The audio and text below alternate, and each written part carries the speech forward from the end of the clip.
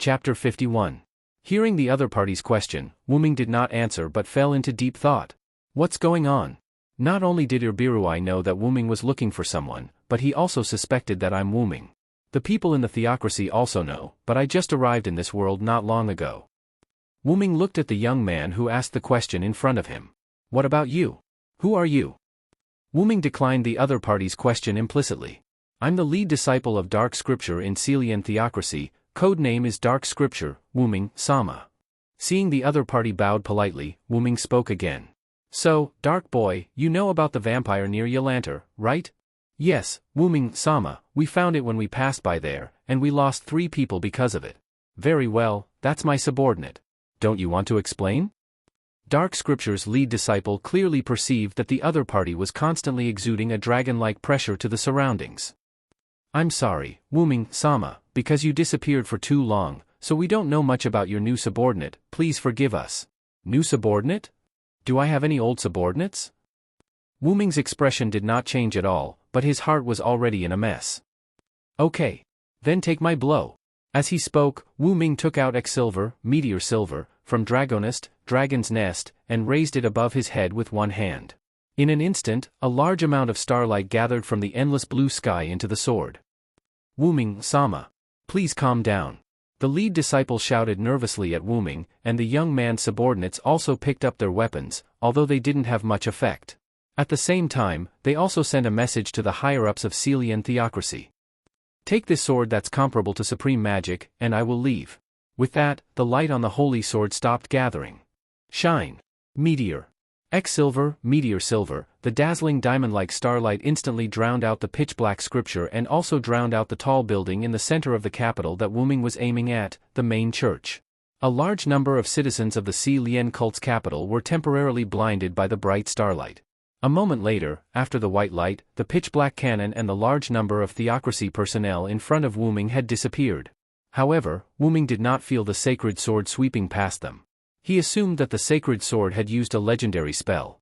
Looking at the dilapidated Syrian church, Wuming said calmly. Can you defend against one of my attacks? Although I didn't use much strength. With that, Wuming turned around and prepared to leave the capital of the Celian cult.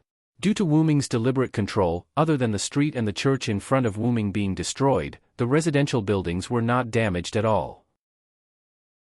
As expected, due to the release of my dragon body in advance, the precision of my magic power control has increased by quite a bit. Wuming took out Yggdrasil and aimed it at the sky. A green energy began to spread throughout the entire capital of the Celian cult. No matter what, it's because of me that you have all been indirectly blinded. I'm really sorry. A large amount of life force was injected into the bodies of all the citizens in the capital. This should be enough. It's time to go. At that moment, Wuming felt that something had locked onto him. Wuming turned around and saw a huge light spear flying out from the destroyed church. Wuming frowned. He could feel the threat of the light spear, but it was not serious. A world-class tool? A large number of thick trees surged up from the ground and formed a wooden wall. The light spear pierced through the wooden wall layer by layer without any decrease in strength. The light spear completely pierced through the wooden wall and hit Wuming directly. The light spear turned into a light film, enveloping Wuming, and Wuming's body began to disappear. Just when the Celian cult's higher-ups hiding in the ruins of the church relaxed, the light film shattered. The shattered light turned into a little golden light and dissipated into the air. This should be the Holy Slayer's lance. Wuming looked at his hand that was not wearing a single ring and smiled. Sure enough, even without a world-class tool, a mere game tool can't destroy me as the root dragon. After all, the adult root dragon's roots and time were its home. How could a mere tool transformed from a game into reality affect Wuming, even if Wuming was an underage root dragon? Wuming looked at the Celian cult's higher-ups as if he could see through the wall. So, here comes the revenge. Wuming raised Yggdrasil and wanted to release its real name. At that moment, Wuming seemed to hear something and put away Yggdrasil. You're lucky. After saying that, Wuming left the capital of Celian cult without looking back. Leaving behind a group of confused residents who felt as if they were in a dream and a group of terrified higher-ups. After Wuming left the capital of Celian cult, he immediately moved to the northwest. After tearing the flight scroll, Wuming flew into the sky and flew toward the Ristage kingdom. Soon Wuming arrived at the sky above the kingdom, but Wuming did not stop and continued to move toward the northwest of the kingdom. That was the most northwest country on the continent, known as the Grand Kingdom. It was a country built by the demi-humans, located in the north of the Ristage Kingdom, northwest of the continent. It had a long history and strong national power. It was said that there were 5 or 7 dragons as counselors. The reason Wu Ming returned here was because someone had sent a message to Wu Ming through message magic. Come to the Grand Kingdom, partner. I will tell you everything you have doubts about. Wu Ming sensed the message and map left behind by the other party and arrived at a cave. After entering the cave, Wu Ming found a teleportation magic circle in the deepest part of the cave. Wu Ming activated the magic circle. After a flash of white light, Wu Ming found himself in a large palace, as if he had been in the palace of Babylon. And on a huge platform in front of Wu Ming, a huge white dragon was lying on it. Are you the one who called me? The dragon raised its head and looked at Wu Ming. Sure enough, you don't know me at this time, partner. Judging by your tone, we are very close, Wu Ming asked. Ha ha ha, of course, we are partners who have gone through life and death together. No, master. This surprised Wu Ming. Then, let me guess, is it because of the time travel magic? As expected of you, partner. According to the you I know, you came from 700 years later. 700 years later? Wu Ming was puzzled. As far as I know, the 6 great gods from 600 years ago, the 8 desires king from 500 years ago, the demon god from 200 years ago, and the 13 heroes should all be transmigrators. The dragon said to Wu Ming. Yes, that's right. You told me that back then. And there were other transmigrators 400 years ago, 300 years ago, and 100 years ago, but their strength and character were inferior, and they were all destroyed by us. Wu Ming looked at the dragon. This is really interesting. What about me? Did I leave? To be precise, you left 100 years ago. Except for the era of the 6 great gods, the 8 desires king, and the 13 heroes when you woke up, the rest of the time you were asleep because you were about to leave your childhood. Oh. Then I'm going to be an adult. Wu Ming was a little excited. After all, the root dragon's childhood was too long ago. The dragon smiled. No, you've entered your youth. That's what you said yourself. For a moment, Wu Ming felt like the world was joking. Let's not talk about this first. Why did you stop me from destroying the silent theocracy? And why did you call me here today? To tell me my future? Unfortunately, you guessed wrong. Neither. There was a smug smile on the dragon's face. It was an expression of, you finally have something you can't guess. I'm going to return the uninscribed book to you today. Chapter 52. Uninscribed Incantation Book? Wu Ming was puzzled. Yes, this is what you entrusted me to give to you now when I first met you, partner. The dragon opened its mouth, and a glowing sphere flew out of the dragon's mouth. It was a book, a slightly quaint and mysterious book with black and red decorations. Wu Ming looked at the book with some disgust. Will it have your bad breath? The dragon instantly felt powerless. Hurry up and take it, and then hurry up. Really, I'm going to sleep. Wu Ming held the book and watched as the giant dragon lowered its head.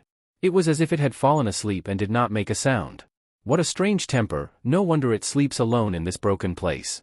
When Silent Wonder saw the word V appear above the dragon's head, he stood on the teleportation array and left the area.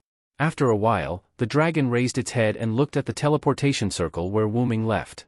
What a mysterious master. After that, it fell asleep again. Walking out of the cave, Wu Ming looked at the two of them reading the book in their hands, and he didn't know what they were thinking. By the way, I haven't asked the dragon's name yet. Forget it, let's talk about it later. Anyway, I will definitely meet it again. Portal. Wu Ming directly opened the portal connecting to Nasarik and walked in. The portal's range must be a place he has been to, or a place he has seen, or an image in his mind, otherwise, it couldn't be used. But in a sense, the portal was also a unique skill. After all, as long as there was an image of that place in his mind, he could teleport at will, which could be regarded as a bug-like skill. Back to the 10th floor of Nasarik. Between the throne, in the audience hall. Walking out of the portal, Wu Ming sat on the throne, opened the uninscribed incantation book given by the dragon, and began to read the book. This book would turn to a specific page according to the user's thoughts, that was to say, the user didn't need to turn the pages by himself. Shortly after Wu Ming read it, the door of the audience hall opened. As the door opened, a large number of Nasarik personnel poured into the audience hall. This gave Wu Ming a fright. Lord Wu Ming. Lord Wu Ming, where have you been? Lord Wu Ming, we were very worried about you. Looking at the worried expressions of the guardians, Wu Ming sighed. I'm sorry for going out without telling you. It's my fault for making you worry. Wu Ming's apology made the guardians and the magical creatures they brought in tremble. They quickly knelt on one knee and lowered their heads. How could that be? Lord Wuming, we spoke rudely to you, but you didn't punish us. Instead, you apologized to us.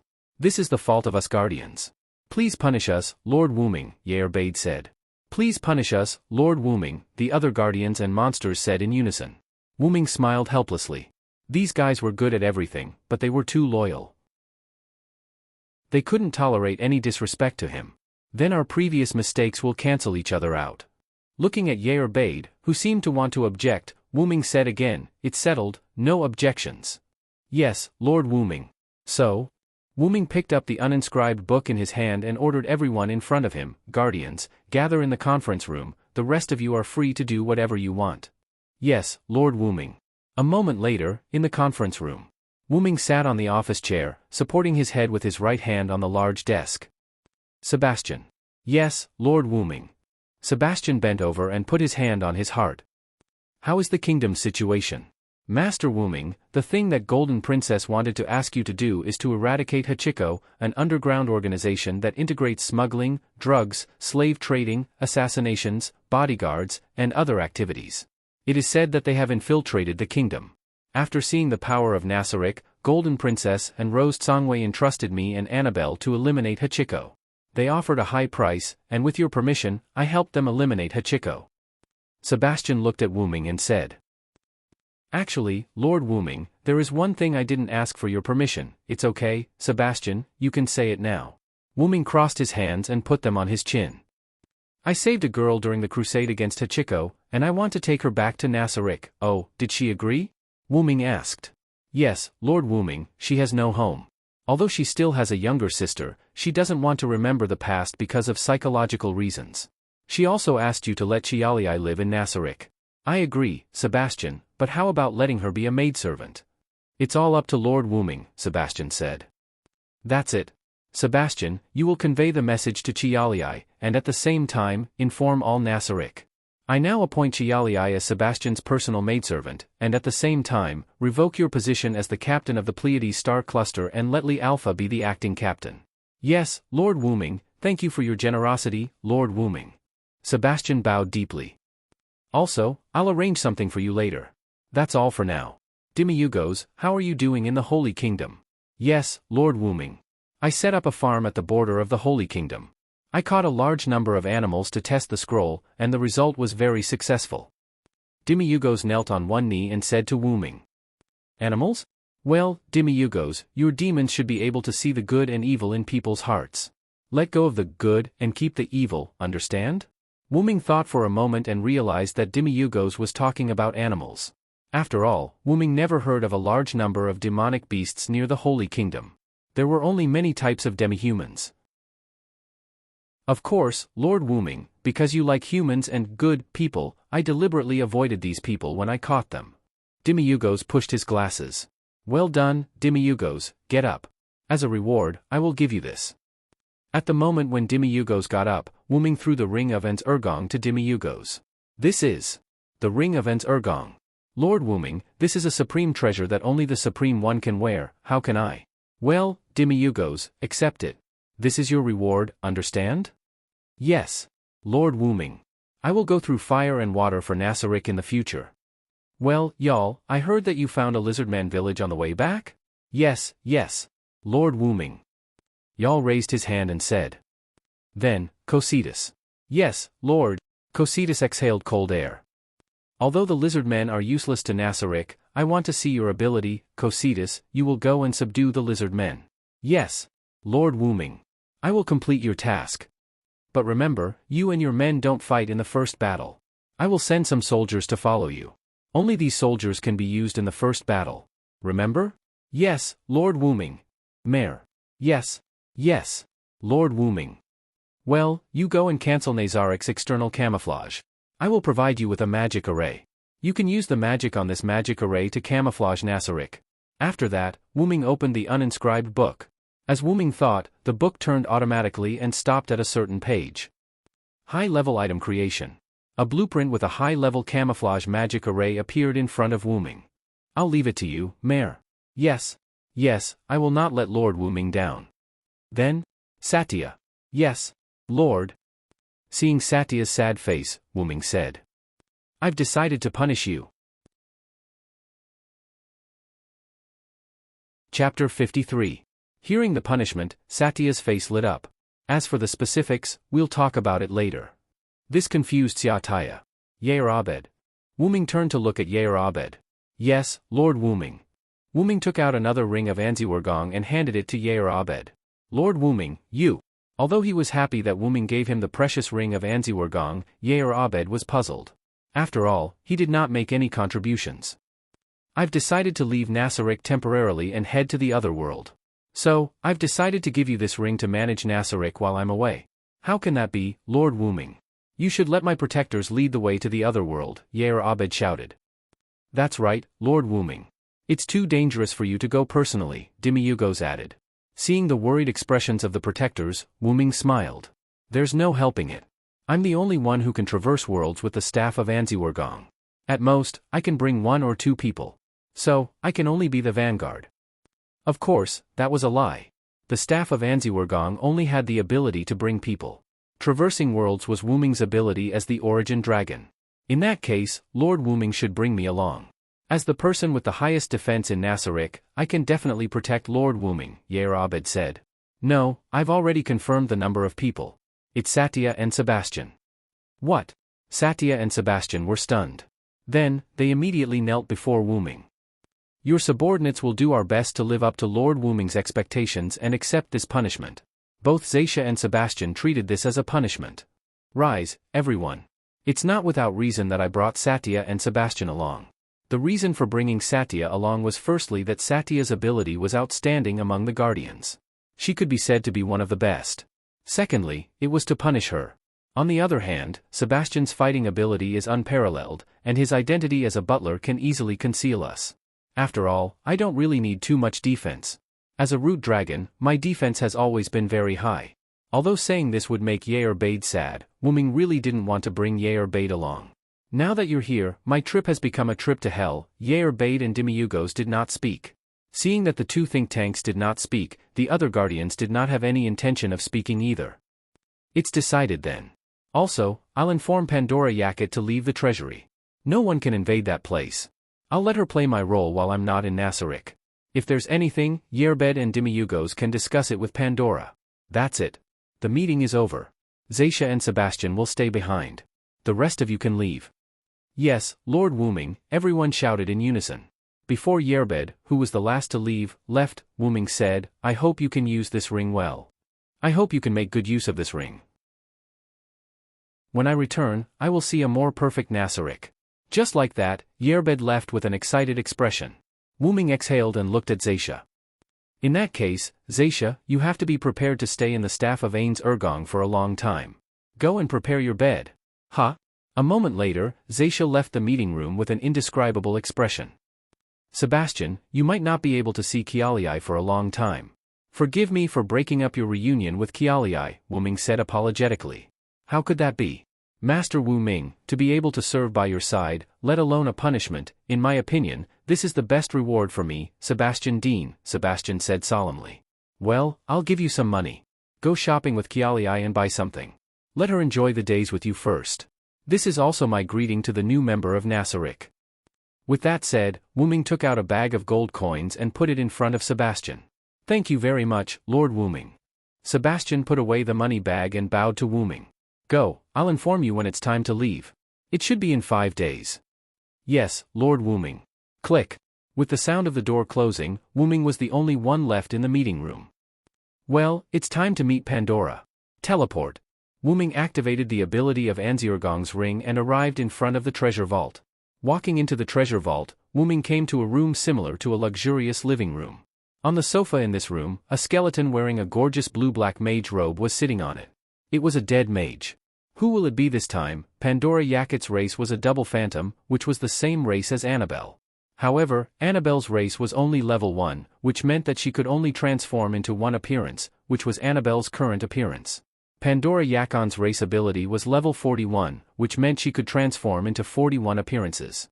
Because of Pandora's special skill, the appearance Pandora transformed into could have 80% of the original's ability. Pandora's current appearance was one of Anzirgong's 41 players, and Pandora's 41 targets were Anzirgong's 41 players. If she wanted to transform into another person, she had to give up one of the 41 players she had cloned. However, Wu Ming asked for a spell to make up for the double phantom transformation ability in the uninscribed spell book.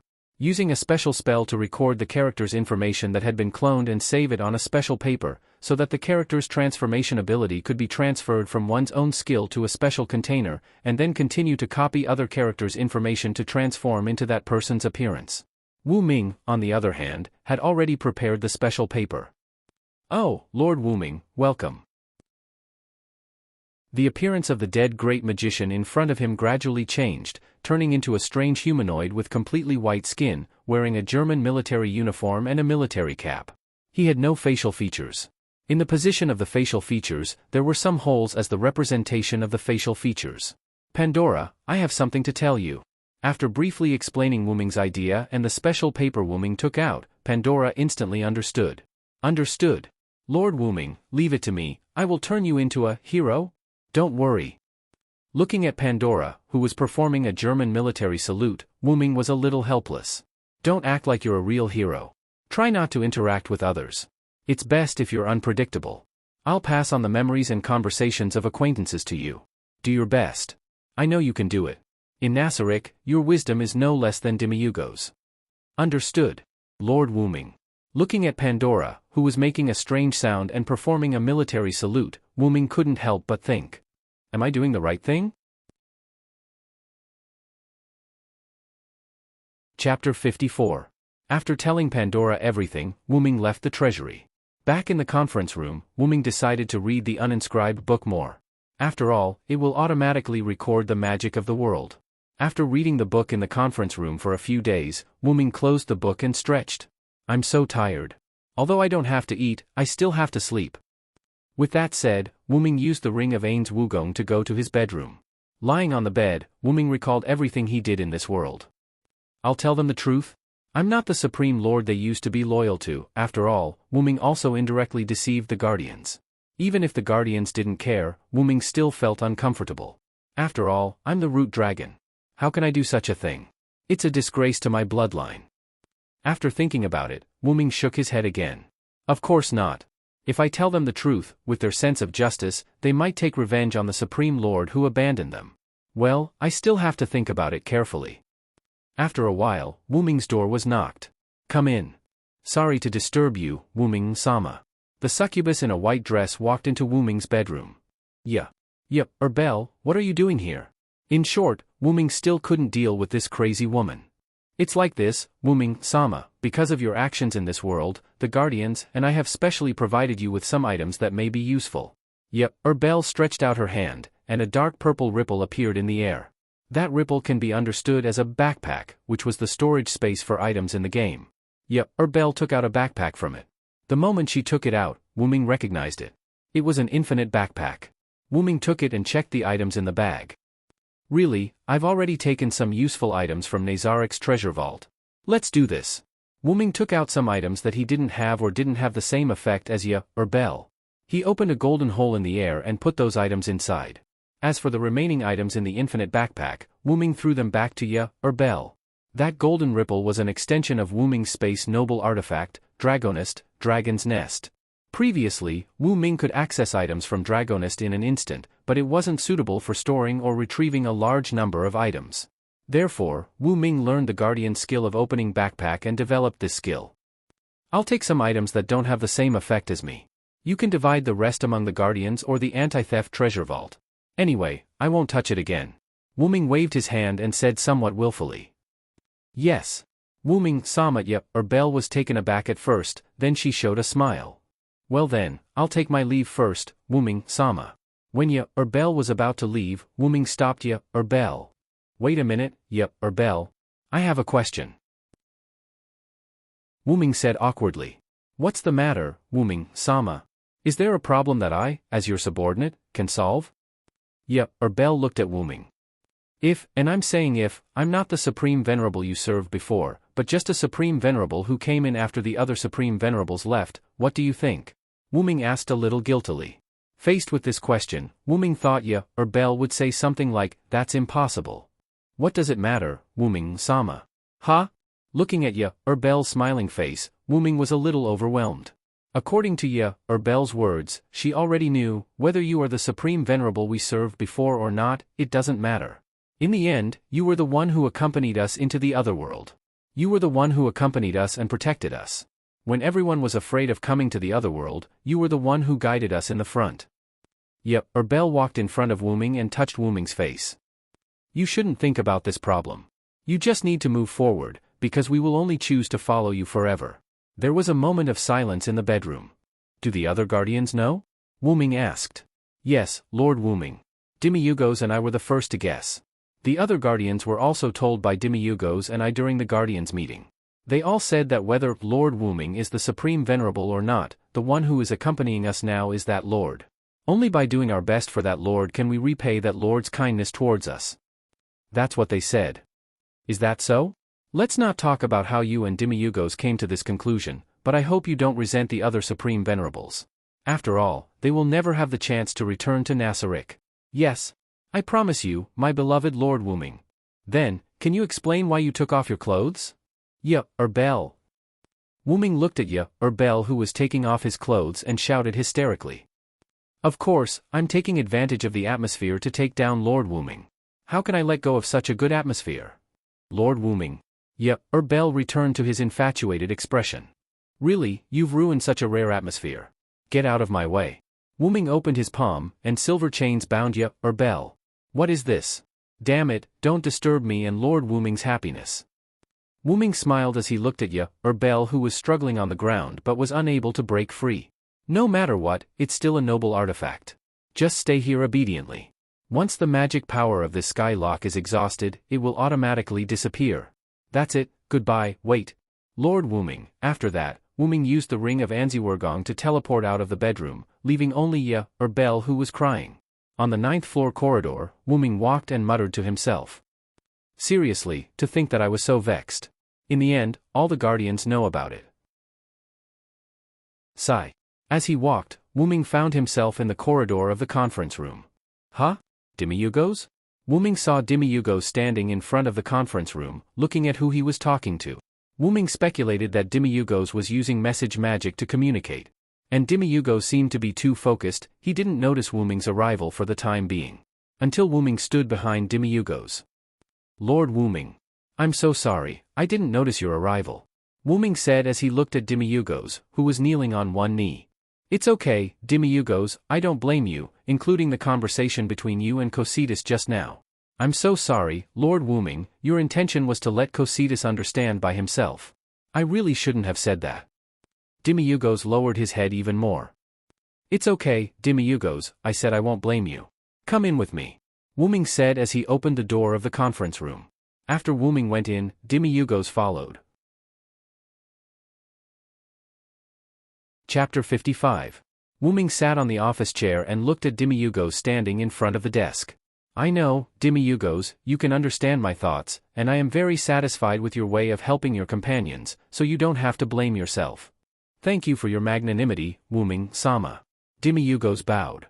So, how is Cositas's progress? Wuming asked. Cositas has just finished his first attack, and there is no doubt that he was defeated. Well, I think so too. After all, the soldiers I gave to Cositas were all mindless soldiers that were automatically produced by Nasarick. If they could win, I would be surprised by the lizardman's strength. Wuming continued. Demi-Yugos, tell Cositas that I want to watch the battle between him and the lizard men. He is allowed to fight, but only one person can fight. Yes, Master Wuming-sama. Demi-Yugos began to use message to contact Cositas. When he was free, Wuming stretched out his hand and took out the staff of Anziwergong from the golden ripple. Remote perspective mirror. It was a special intelligence magic that could see the scene in the distance, and it could penetrate some anti-intelligence magic. Master Wuming-sama, I have already informed Cositas. Well, sit down and watch together. Yes. Soon, Cositas won. After all, those lizard men were not even level 50. How could they win against Cositas, a level 100 warrior? I'm going to the scene to see. Do you want to come, Demi-Yugos? It's my pleasure, Master Wuming-sama. Portal. The black and red ripple door opened, and Wuming and Demi-Yugos walked in. Wuming came to Cositas' side and looked at the few lizardmen's bodies on the scene. Wuming praised. It's a wise choice. After all, when they knew that the other party wanted to subdue their race, they didn't need to send out all of their combatants because if all of them died, it would be a disaster for their race. Sir Wuming. When Cositas saw that it was Wuming, he knelt down on one knee. Well done, Cositas. Thank you for your praise, Lord Wuming. Since we've conquered the lizard men, it's time for us to return. After saying that, Wuming wanted to leave. Lord Wuming, I have a request. Wuming looked in astonishment at Cositas, who was kneeling on one knee and bowing his head. Say it. If it's not a big problem, I'll agree to it. Thank you, Lord Wuming. I would like to request that you revive the lizard men. Oh, may I know why? Because they are all warriors with some strength, I think they can serve Nasaric. Don't you think this reason is far-fetched, Cositas? After saying that, Wuming didn't look at Cositas, who had his head bowed, but looked at Demi-Yugos who was beside him. Wuming's meaning was very simple. Demi-Yugos asked Cositas to ask for help from Wuming. Demi-Yugos immediately understood and shook his head lightly. Wuming understood and reached his hand into the golden ripples. He took out a short staff with an emerald head and an ivory body and threw it to Cositas. This resurrection staff is for you, Cositas. Although it can be used a limited number of times, reviving these lizard men shouldn't be a problem. Thank you, Lord Wuming. Then, with Cositas' grateful voice, Wuming returned to Nasaric. Demi-Yugos didn't follow him back. He stayed behind to help Cositas use the resurrection staff. As a warrior, Cositas couldn't use any staff-type items. He sat on the office chair and looked up at the ceiling. So, the things in Nasaric are almost done. Wuming heard the magic bell, and he put his hand on his ear. What's the matter? Lord Wuming, two humans broke into Nazaric's spirit temple. Nazaric's spirit temple. Because Marley had set up an illusion magic circle, no one should be able to break into Nasaric. But, I'm right, little Kaji. I told you it was here, but you didn't believe me. The speaker was a woman wearing a black cloak with short blonde hair and a smile on her face. I'm warning you again, don't call me that. It's normal for this place to be strange. After all, such a large tomb is wrapped in an unknown illusion barrier. If you hadn't stepped into the hero domain, even if you had seen this place before, you wouldn't remember the location of this place. The other was a middle-aged man with skin as pale as a corpse's. He wore a dark red mage robe and held a magic staff and a dark gray pearl. He didn't have a single strand of hair on his head, whether it was a beard, eyebrows, or hair, he didn't have any. Understood. Then, is our Lord Kadjit worthy of knowing what happened to the cult nation? I don't know if the theocracy provoked those dragon kings. Not only the capital's main church was destroyed, but even the 6-color holy scripture suffered heavy casualties. I hope they're all dead, so they won't chase me anymore. Okay, let's go, Clementine. The orb of death told me that there is a huge amount of death energy under this tomb. As long as I can get that energy, I can complete my ritual. After that, the man named Kaji began to move toward the entrance of the spirit temple. Stop, you two. A young man's voice came from the entrance of the spirit temple. Both Kaji and Clementine's faces changed. Clementine even took out her weapons, 2 short thorns. After all, that place was mysterious, and it was always right to be careful. Wuming slowly came out of the shadow and looked at Kaji and Clementine. You two can come in because I opened a hole in the barrier. After all, there are people who want to come in all day long, so it's better to invite them in early. Don't you think so, Kaji, Clementine? Wuming crossed his arms and looked at the two with a happy face. Hey, is it because of the conversation just now, Clementine? Get ready to retreat. Kaji's face became ugly. I will do it even if you don't say it. This man is too scary. He has been exuding a terrifying aura. Clementine whispered. I advise the two of you not to move around. If you're not careful, your head will fall off. With that, a few insect shadows appeared beside Kaji and Clementine. They were level 85 monsters called 8-limb assassin bugs. They were responsible for Wuming's safety in Nasaric. At this moment, the front blades of these 8-limb assassin bugs were placed on Kaji and Clementine's necks without any blind spots. What? When? Hey! Then, Wuming said to the side. Shadow demon, capture them. With that, Wuming's shadow flashed, and a shadow rushed toward Kaji and Clementine. In an instant, the shadow covered the two. Wuming didn't even look and left. Anyway, Demi-Yugos would take care of it.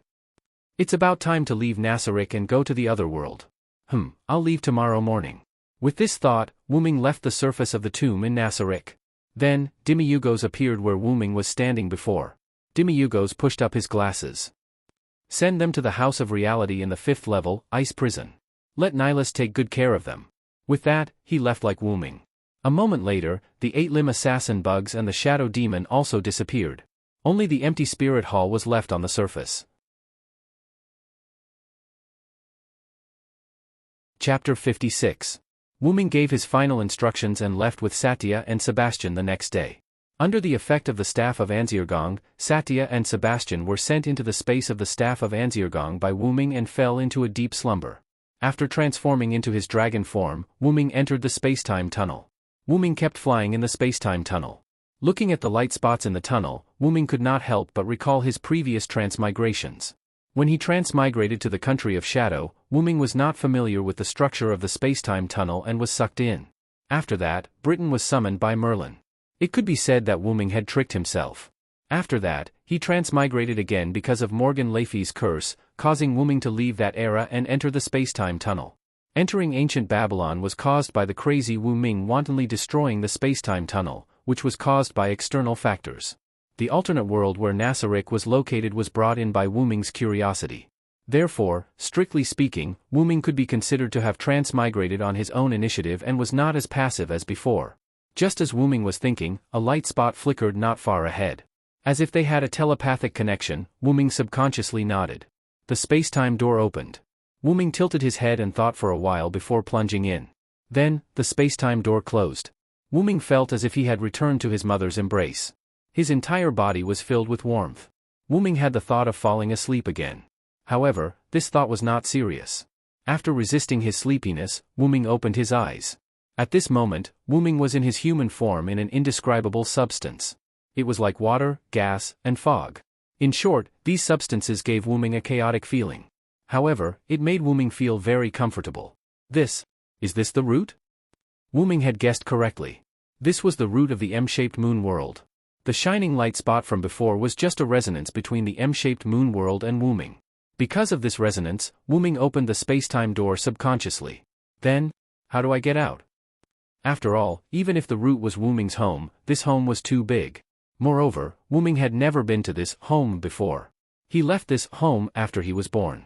Do I have to stay here until I can enter and leave the root on my own? This feels good. The root is home as the root is the root's bloodline. Just as Wuming was thinking, he seemed to have received some news. It was as if someone was talking to him. Wuming opened his eyes wide in surprise. Are you for real? I don't mind. If I were to sleep here, I would have nothing to do. Wait. With that, Wuming transformed into his dragon form and fell asleep. The dream had begun. An ordinary village, a group of ordinary farmers, a group of ordinary playmates, and an ordinary war. Wuming seemed to have turned into a baby and was born in this village called Dong Remy. As if he was watching a movie, Wuming realized that time was passing by quickly. In the blink of an eye, Wuming was already 16 years old. However, the memories of these 16 years were still intact in Wuming's mind. Just now? What was that? 16 years of memories? That's unbelievable. Wuming now felt like he was watching a movie. He could only watch what he was doing and couldn't interfere with it. However, this body was indeed his. No matter what this body said or did, it was Wuming himself. Is this the process of falsifying an identity? Sigh. The restraining force acted too fast. I told you to wait. That's right, in the root, Wuming received the restraining force's greeting. Because Wuming signed a contract when he was born, but because he was immediately sent away from the Type Moon world, Wuming did not leave any traces in the Type Moon world. Although Wuming left his traces in the ancient Celtic, ancient British, and ancient Babylonian worlds, it was not because of the two restraining forces in the Type Moon world, but because Wuming joined it himself.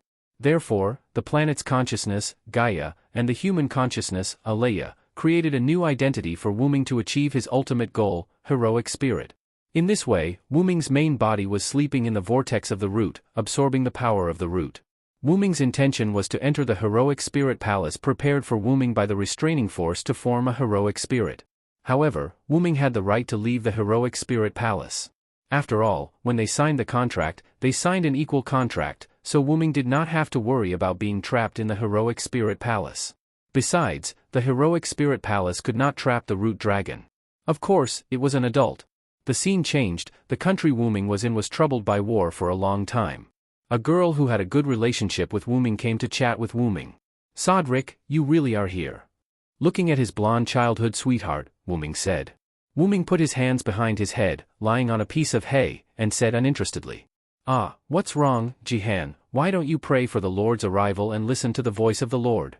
Why are you looking for a lazy false believer like me?" That's right, in this village, Wuming was arranged to be a believer of the Lord because of the persecution of the war. "Well, don't say that, Sodric, I have something to tell you." Wuming sat up from the ground. "Say it, I'm your childhood sweetheart." Jihan blushed a little. She sat next to Wuming and hugged her knees with both hands. "Actually, I heard the voice of the Lord." Wuming didn't say anything. The Lord said, "Why do people fight?" Wuming still didn't say anything. "The Lord told me, I can stop this dispute. I want to stop this war." Wuming still didn't say anything. "It's just, a little scared. Is my ability enough? Let's do it together." "Ah." The girl named Jihan looked at Wuming in surprise. "I don't feel safe letting a village girl like you go to the battlefield. Since we used to take a bath together, I'll protect you." Wuming smiled at Jihan, showing his white teeth. "What are you talking about? We took a bath when we were very young, it doesn't count." Jihan blushed. "How can it not count? Jihan, are you going to abandon me? I'm prepared to marry you when I grow up." Wuming showed a smug smile. WH. What? I'm not ready yet. No. No. The girl struggled to get up and ran into the distance. As Wuming laughed, the girl hid under a tree and put her hands over her heart. "After the war, I can consider it." Chapter 57. After that, the boy and the girl left the village and headed for an important city in France. After a long and dangerous journey, the boy and the girl became a member of the army. The girl got the command of the army because God's revelation was verified. With the help of the boy's wisdom and advice, the girl won one battle after another. In the end, even without the boy, the girl kept winning. And because of the boy's outstanding military talent and powerful force, soon, his status in the army rose and caught up with the girl. In this way, King Charles VII, who was helped by the girl and the boy, divided the French army into two parts and gave them to the boy and the girl.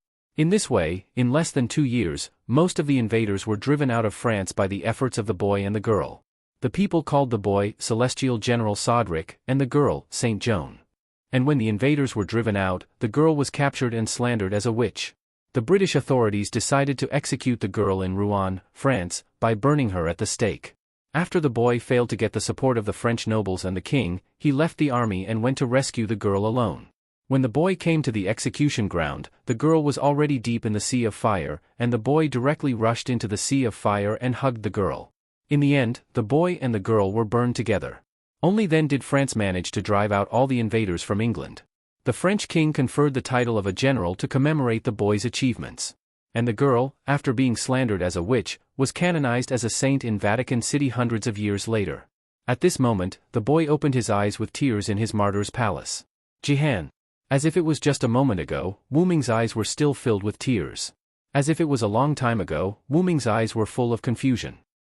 "Seriously, if you want to make history a mere figurehead, then so be it. Why did you give me such an annoying identity?" Wuming wiped the tears from the corner of his eyes. "I said before that I won't cry anymore, but I cried again." Wuming laughed at himself. "But I heard the last sentence clearly, Jihan. All right, let's see if there's any place where I need to be summoned." Wuming sat on his seat in the martyr's palace and closed his eyes to sense the surroundings. This could be considered Wuming's privilege. Other heroic spirits could only be summoned passively, but Wuming could choose to take the initiative. As for Wuming, he only needed an opportunity to appear on his own. "Lord," Wuming opened his eyes. Yes, that's Jihan's voice. Since he didn't need to pay attention to the heroic spirit's body in the Valhalla, Wuming prepared to directly descend his consciousness into the servant's body. Wuming's body began to glow. Then, as if he had fallen asleep, Wuming closed his eyes. In a certain cemetery, there was a middle-aged man with 3 scars on his face. His name was Lion Jieli. He was a magician and was holding a ceremony. "Thy body shall be my life, and my fate shall be thy sword." In accordance with the Holy Grail's request, if you are willing to abide by this principle, then respond. "I hereby swear. I am the one who becomes all the good in the world, I am the one who suppresses all the evil in the world. Thou, bound by the 3 spirits of words for 7 days. Wheel of self-restraint, come forth. Guardian of Libra. The magic formation in front of him produced a large amount of storms that constantly impacted everything around him. Lion Jelly raised his arms to cover his eyes and head. After a while, the smoke slowly dispersed, revealing the person standing in the magic formation. A knight wearing a white armor with red patterns and holding a red magic sword stood there. The knight's helmet began to disintegrate and scattered around the armor like a machine, revealing a pretty face with a single golden ponytail. There was an unruly smile on her pretty face. I ask you, are you my master? However, Lion Jelly in front of the female knight didn't speak. Instead, he looked at her with a shocked expression. The female knight was a little puzzled and looked at Lion Jelly fiercely. Hey! Say something. Bastard. He is surprised that he can summon 2 servants at once, Mordred. What? A voice came from behind Mordred. Mordred didn't seem to know that there was someone behind her. She hurriedly jumped away and raised the magic sword in her hand.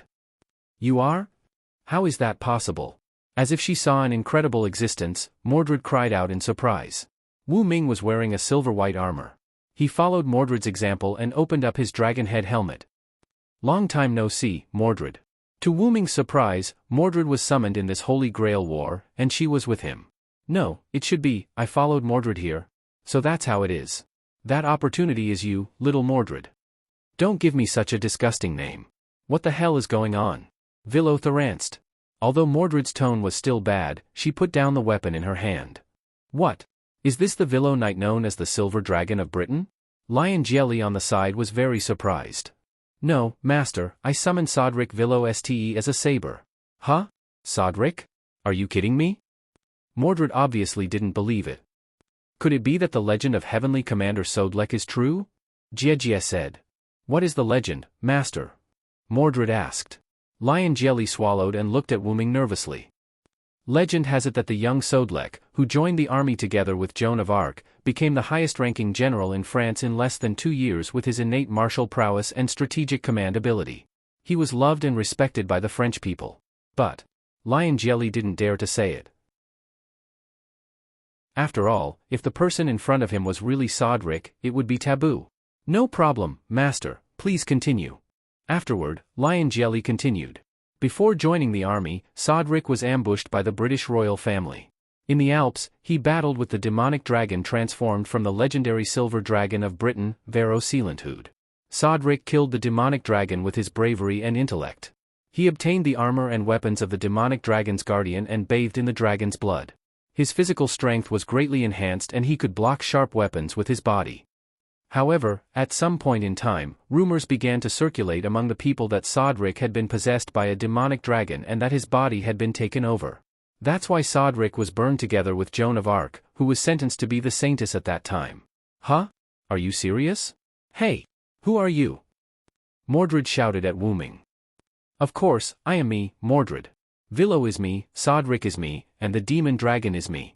Wu Ming's eyes were glowing red, looking at Mordred and Lion Jelly. Lion Jelly suddenly regretted using the round table fragment as a holy relic to summon.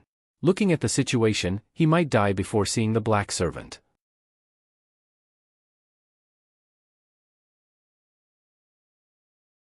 Chapter 58. Mordred protected Lion Jelly and pointed her sword at Wu Ming with both hands. Wu Ming looked at the two with a smile. Both sides were on the verge of fighting. Then, Wu Ming spoke. Okay, I'm kidding. After all, the magician behind you is not only your master, but also my master. Speaking of this, Lion Jelly realized that the other party had also been calling him master all this time. Looking at his hand, Lion Jelly exclaimed in surprise. Are you for real? I actually have 6 command incantations. Wu Ming and Mordred both looked at Lian Jelly's hand. Lian Jelly's left and right hands had a red pattern similar to blood clots. Each pattern was composed of 3 lines, and the thickness and shape of each line were different. That is the command seal. Normally, there should only be 3 command incantations, but having 6 command incantations meant that Jie Jelly had 2 servants. Well, for the time being, just think of me as a reincarnated Villo Knight. That's it, please advise me, master. And, you can perceive the connection between us, can't you, Mordred? Yes. Mordred didn't say anything, but she was very unhappy. After removing the sword and armor in a very unhappy manner, he turned around and said to Jie Jelly, my real name is Mordred. Nice to meet you, master. Then Wuming also officially reported his name. My real name is Sodlek. Please take care of me, master. Please advise me, my name is Liu Jieli said helplessly. Let's not talk about the two servants you summoned. You actually summoned a knight of the round table in this place, are you a necromancer? Mordred crossed her arms and said with a look of disgust. Yes, my childhood was accompanied by corpses. Speaking of which, King Arthur's son Mordred is actually a girl. Hey. Master, you'd better not say that word, otherwise, I don't know what Mordred will do. Wuming interrupted Liu Jieli, looking at Mordred who was looking at him coldly. Liu Jieli swallowed his saliva. I know. So, what is your wish? Liu Jieli first looked at Mordred. Of course, I want to challenge you to pull out that sword, but I think with my qualifications, I will definitely pull it out. Mordred said with a proud face. How is that possible? Wuming accidentally laughed. What did you say? Villo. Believe it or not, I'll kill you. After saying that, Mordred was about to condense a sword and slash at Wuming. The position of king has already been decided. Mordred, it doesn't mean that just because you have the right to be king, you can pick her up. Jieli on the side. Why do you say that? You also know that I was a knight during King Yosef's time. As the strongest knight at that time, King Yosef naturally told me about the next king. Wuming looked at Liu Jieli, then looked at Mordred and continued. To be precise, even if I tried to pull out the sword, I could pull it out. The reason why I couldn't pull it out was because Merlin cast a spell, making everyone who tried to pull it out at that time unable to do so. Only my king could pull it out. Hearing this, Liu Jieli was dumbfounded. What, it was Merlin who interfered? Mordred expressed that she was very angry. However, to pull out that sword, having the qualifications of a king is the most important thing. At that time in Camelot, other than my king and me, no one else had the qualifications of a king. However, if you win the Holy Grail, you can try. Mordred, I have to tell you, you are not inferior to my king. My king didn't accept you because she knew you couldn't bear the fate of Britain. These words caused Mordred to fall into silence. Then, as the first knight of King Arthur, the Villo, and as the general of France in the 100 Years' War, what do you wish for? Liu Jieli asked. Wuming smiled.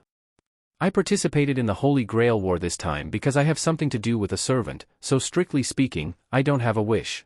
Huh? Liu Jieli cried out in surprise. After all, in Liu Jieli's view, whether it was the knight Villo or the general of France, they were all tragic figures. The former became a demonic dragon because of the curse of the black magician and was sealed. The latter was slandered by the British royal family and was rumored to be a demonic dragon. In the end, he was burned to death with Joan of Arc. Therefore, in Liu Jieli's view, it was a bit unrealistic for Wuming to say that he had no wish. Well, after all, I haven't died, so I don't have any wish that can be fulfilled with the Holy Grail. What? Liu Jieli looked at Wuming in surprise. This time, even Mordred looked at Wuming with a surprised face. After all, it was strange to become a heroic spirit without dying. Well, after all, I'm not a human, so I didn't die. I'll tell you this story when I have the chance in the future. Shouldn't we go and meet the other Red Masters first? Yes, the supervisor of the Holy Church and the Red Master sent me a message before, asking me to go to a church somewhere to find him. Then, let's go, Master. In this way, under Mordred's complaint and Liu Jieli's helpless expression, the three of them began to move toward the designated location. Sighisoara, Romania, a small church on a mountain. Liu Jieli walked in alone. Wuming and Mordred both turned into spirits and followed behind Liu Jieli. After entering the church, the first thing he saw was a white-haired young priest. The agreed place is here, right? Did you call me here? Although it was a question, it was a tone of certainty. The priest heard someone come in and turned his head. Nice to meet you, I'm Shiro Kotomine. White hair, dark skin, a black priest's outfit, a cross ornament hanging on his chest. This was a person who, whether it was his voice or his personality, would give people a feeling of peace. I'm Liu Jieli. I'll skip the self-introduction. Well, then the servants around you are a bit abnormal. Did you find Sodric? Liu Jieli thought. Wuming told Liu Jieli that he just followed Mordred to the world. It was also because of his own skills, so he didn't need Liu Jieli to provide much magic power. He just needed to maintain the contract. After all, without a contract, the servants couldn't appear. The servant I summoned is a little special. Forgive me for my lack of manners. Of course, no problem. This is also your privacy. Mordred, who noticed that something was wrong, removed her spirit form and revealed her body in full armor. Through the contract, Mordred sent a message to Leo Gielli, annoying aura, let me be like this for the time being. Leo Gielli looked at Mordred and didn't speak. Wu Ming also appeared. He was clad in white full-body armor, a helmet that resembled a dragon's head, and a cape that was used as a decoration. He gave off a rather reliable feeling. Wu Ming and Mordred stood on the left and right side of Leo Gielli. Then, I'll come out here too, Feng Shiro said. A woman in black clothes who looked very sinister appeared behind Feng Shiro. This sinister woman was also a servant. I'm Assassin, my real name is Semiramis. She gave Wu Ming a feeling of seeing Morgan Le Fay. Immediately, Feng Shiro and Leo Gielli sat on the chair in the church and began a short conversation. After that, Leo Gielli said that he wanted to act alone. So, you're not going to act with other masters? Are you not used to group battles? Feng Shiro asked. Ah, yes, and I have enough power here, so I'm not going to act with you, Leo Gielli said calmly. After that, Leo Gielli got up and walked toward the door. I wish you a prosperous martial arts, Mr. Leo Gielli. Leo Gielli opened the door and walked out. Thank you for your blessing. Pang dash. The door closed. Chapter 59. After walking out of the church, Wu Ming and Mordred entered spirit form. How is it, did he chase after us? Leo Gielli asked. No, but you can rest assured, because this guy is super strong. Mordred conveyed her words to Leo Gielli through the contract. You really think highly of me, Mordred, Wu Ming teased. Although I don't want to admit it, if this guy still has the power of a knight, we will win this Holy Grail war, master. Oh, although I know that King Arthur's first knight is really powerful, Saber, is Sodric really that strong? After all, from the conversation with Leo Gielli, he knew that the number of times the knight Villo in King Arthur's history was not many, and he was basically the commander. Of course, master, this guy can be said to be an existence that even my father may not be able to defeat. Although I don't want to admit it, the Villo is indeed the strongest in Britain. Looking at Leo Gielli's shocked expression, Wu Ming said. Well, let's not talk about the combat power first. After all, I came as the French General Sodric, so it is inevitable that there will be some differences in ability. Is that so? Then, this name is a problem. Both of you are Saber, master, please call me General. General? That sounds like the French word for general, right? Alright, I'll call Sodlek General from now on, and Mordred Saber. Why? I also want a different name. Sure enough, Mordred is still a child, Wu Ming thought. Let's not talk about this first. Why don't you stay, master? Mordred asked. Leo Gielli was stunned, then said, didn't you two not want to stay? The minority obeys the majority, so let's leave. After all, he's a servant with Queen Mother's aura, which means he's not someone you can trust. Mordred said angrily. Mordred is right. Semiramis is not inferior to Morgan Le Fay in terms of methods, intelligence, and ruthlessness. It was because of Morgan Le Fay's scheme that I revealed my true form. So, General, your true identity is a dragon. Leo Gielli was a little surprised. Yes, Mordred, you should know that King Yusef and Merlin once summoned the legendary dragon, and that was me. No way. Are you for real? That legendary dragon that has never appeared before is you. Mordred couldn't remain calm anymore. Of course, after I transformed back into a dragon, due to Morgan Le Fay's curse, I, who was unable to transform into a human, was corrected by history and brought away from that era. That's true. As a top-level fantasy breed dragon, it should be impossible to live in King Arthur's era, unless it's a sub-dragon or something like that. Leo Gielli touched his chin and analyzed. After all, Wu Ming's dragon form was mysterious in that era where the gods had passed away, so it was naturally excluded by the era. Unfortunately, Wu Ming was the root dragon, so the era couldn't do anything to Wu Ming at all. If the summoning time hadn't been shortened by Morgan Le Fay, Wu Ming wouldn't have to leave at all. Well, you guys can think of it as that, Wu Ming said embarrassedly.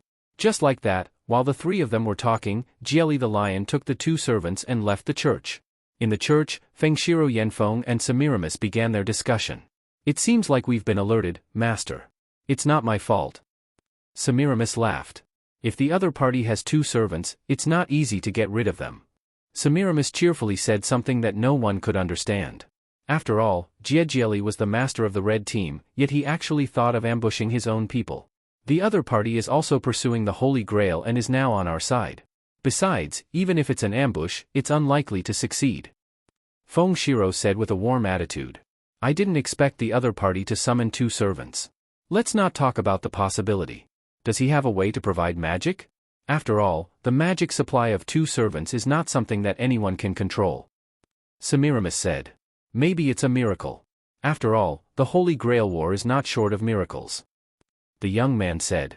Then Semiramis continued to ask, did you see the other party's real name, master? Yes, I saw the real name of one of the servants. The other servant has a hidden noble artifact or skill. Oh, then what's the real name that you identified, Satyr? Sodric, the general known as the Divine Warrior in the 100 Years' War between England and France. Oh, if it's that one, we can't act rashly. Semiramis said. That's right. I saw the special ability of the servant named Sodric, Mystic Dragon. It seems that the slander of the world has become a curse that accompanies this general who saved the nation. Well, it seems that we have to finish the courtyard quickly. The ritual should be completed in a day or 2, right? Well, of course, at this moment, a brown-haired bearded man dressed in a greenish-brown British costume with a cape draped over his left shoulder shouted as he barged in. Horse. Give me a horse. I will exchange my whole kingdom for it. What are you doing? Castor. That was Semiramis who was scared. Oh. The Empress of Assyria. So, what are you doing here? The berserker went berserk. What? On the other side, because Wu Ming said that he was going to find the servant he was looking for, he separated from Jia Li and Mordred with his own skill. Really, why did you say, I have solo action, so I'll leave first? You think you're so great just because you have solo action? Mordred, who was in spirit form, was wearing a pair of shorts, leather boots, a bra that barely covered her breasts, and a red jacket. She was walking with a displeased expression on her face. Don't say that. After all, it's General's wish. Besides, aren't you wearing the clothes that you really want to wear? Jia Li walked beside Mordred and observed the surrounding terrain. We are in the enemy's base, and no one is ambushing us. After that, there were a few people in the shadow in front of them. They were cyborgs that looked basically the same. Behind the cyborgs stood several large stone golems. Not only in front, but there were also enemies on the roof and behind them. Ha ha ha, as expected of my master, you even used yourself as bait. Mordred patted Jia Li's back and laughed happily. Ahem. I'll leave the golems to you, and the cyborgs to me, okay? Jia Li coughed a few times. Of course. Chapter 60. At night. After separating from Leo and Mordred, Wu Ming embarked on a journey to find Joan of Arc. I always feel that there's something wrong with that priest, as if he saw through me. Wu Ming walked on the road, thinking about what happened in the church just now. Forget it, the most important thing now is to find Jean. She must have appeared as the ruler. Since it's a daily routine, she will definitely come here, Tulifas. What I need to do now is to set up some detection magic. Wu Ming couldn't help but show a proud smile. Fortunately, Dragonist also descended into this body as a noble phantasm. After finding a hidden place, Wu Ming opened Golden Ripple, reached into his hand, and took out a large number of scrolls. I remember Yael and the others gave me a scroll with reverse detection magic. Sure enough, after picking and choosing for a while, Wu Ming found the scrolls. That kind of scroll could block the opponent's detection magic, which was the so-called false eye with the ability to see through the truth. Wu Ming planned to set up that kind of scroll in many places. Well, although there are many skills in the game that can detect this kind of magic, I believe that unless it's a servant's special skill, it's impossible for a magician to detect this kind of magic. Then, Wu Ming began to run all over Tulifas. Fortunately, Wu Ming had the skill magic, otherwise, it would be unrealistic to set up those scrolls in one night. After all, the servant's body also limited some of Wu Ming's skills.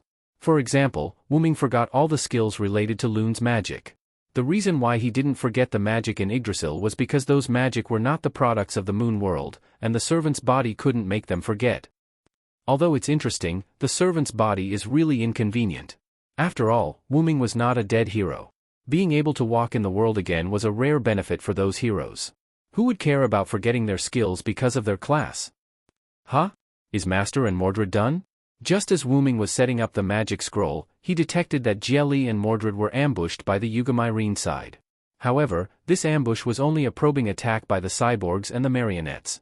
Right now, Jia Li and Mordred were heading towards Wu Ming.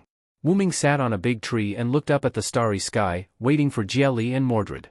The starry sky in Nasaric time is still the best. That's why, as long as we win the battle, it's fine even if we have to use our teeth. This was Mordred. Where did you come from, Berserker? Seriously. This was Lion Jie. Yo, did you have fun, Saber? Wuming jumped down from the tree and waved at Mordred. How could it be fun? Those magic puppets can't even take a beating. Mordred shrugged. Looks like it's a test by the other side. Well, General, have you found the servant you're looking for? Is she really not a member of the black side? Jelly asked. Ah, not yet. But didn't I say that she will only become a ruler, not a servant of both sides? Wuming said. It better be true. If she's not a ruler but a black servant, I will definitely beat her until she pisses her pants. Humph. Mordred turned her head away fiercely. Actually, I've been curious for a long time. I remember in King Arthur's legend, Mordred and the Villo had a good relationship. Before Lion Jie could finish speaking, a crimson-red scarlet thunder demon sword was pressed against his neck. Who would have a good relationship with him? Be careful if you keep talking nonsense. I know, put down the sword first. Jie said embarrassedly. Hearing this, Mordred put down the sword. Ha ha ha ha, you're right, master. Mordred and I have a good relationship. As for why Mordred is so mean to me, it's just a matter of bloodline. Wuming smiled and patted Jie's back. It was rare that Mordred didn't refute. She just turned her head away. Seeing this, Jie knew that it must be another story, so he didn't ask anything more. Well, where are you going next? Wuming asked. Back to the stronghold to rest. What about you? Do you want to continue looking for the ruler? Of course, then that's it. If there's anything, contact me through the contract. After that, Wuming's spirit body disappeared. Let's go, Saber. I know. On the other side, Wuming and Jie just separated from Mordred, and Wuming received the news of Jie. Oh, the red berserker went berserk? He's coming here, so is he going to attack the black team's base? As expected of a berserker. What are you going to do? Jie asked. You tell the priest, I'll go and see, Wuming said. Understood. After that, Jie cut off the connection. Wuming, on the other hand, went to the direction that Lion Jie said to meet up with the Red Archer and Red Rider who came to support the Red Berserker. In the forest near the Yugdamarinia's castle, a tall man wearing prisoner restraining iron armor was constantly moving forward. He let out a terrifying laugh as he spoke. Ha ha ha ha, oppressor. Oppressor. On the tree behind him, there were only two figures, a man and a woman. The woman wore a green-brown dress with black garter socks, long green hair to her waist, beast ears on her head, and a beast tail behind her. The man wore a Greek-style light warrior suit, a red scarf fluttering behind him, green short straight hair fluttering in the wind, and a wisp of bangs fluttering in front of his forehead. It wasn't until the Red Berserker was temporarily intercepted by the enemy's golem that the two began to talk. You think you can only abandon him, Rider? You think it's strange that you can persuade him, big sister? My name is Atlanta, don't call me big sister, Achilles, the woman who claimed to be Atlanta said. This is just a more intimate name, don't mind it. In this regard, the person called Achilles just smiled. Then, Achilles stopped laughing and said, since there's a chance, let's see those guys from the black team. Well, but if this guy uses noble phantasm, retreat immediately, Atlanta said. Understood, Achilles said. You are Red Archer and Red Rider. Suddenly, a voice came from behind the two.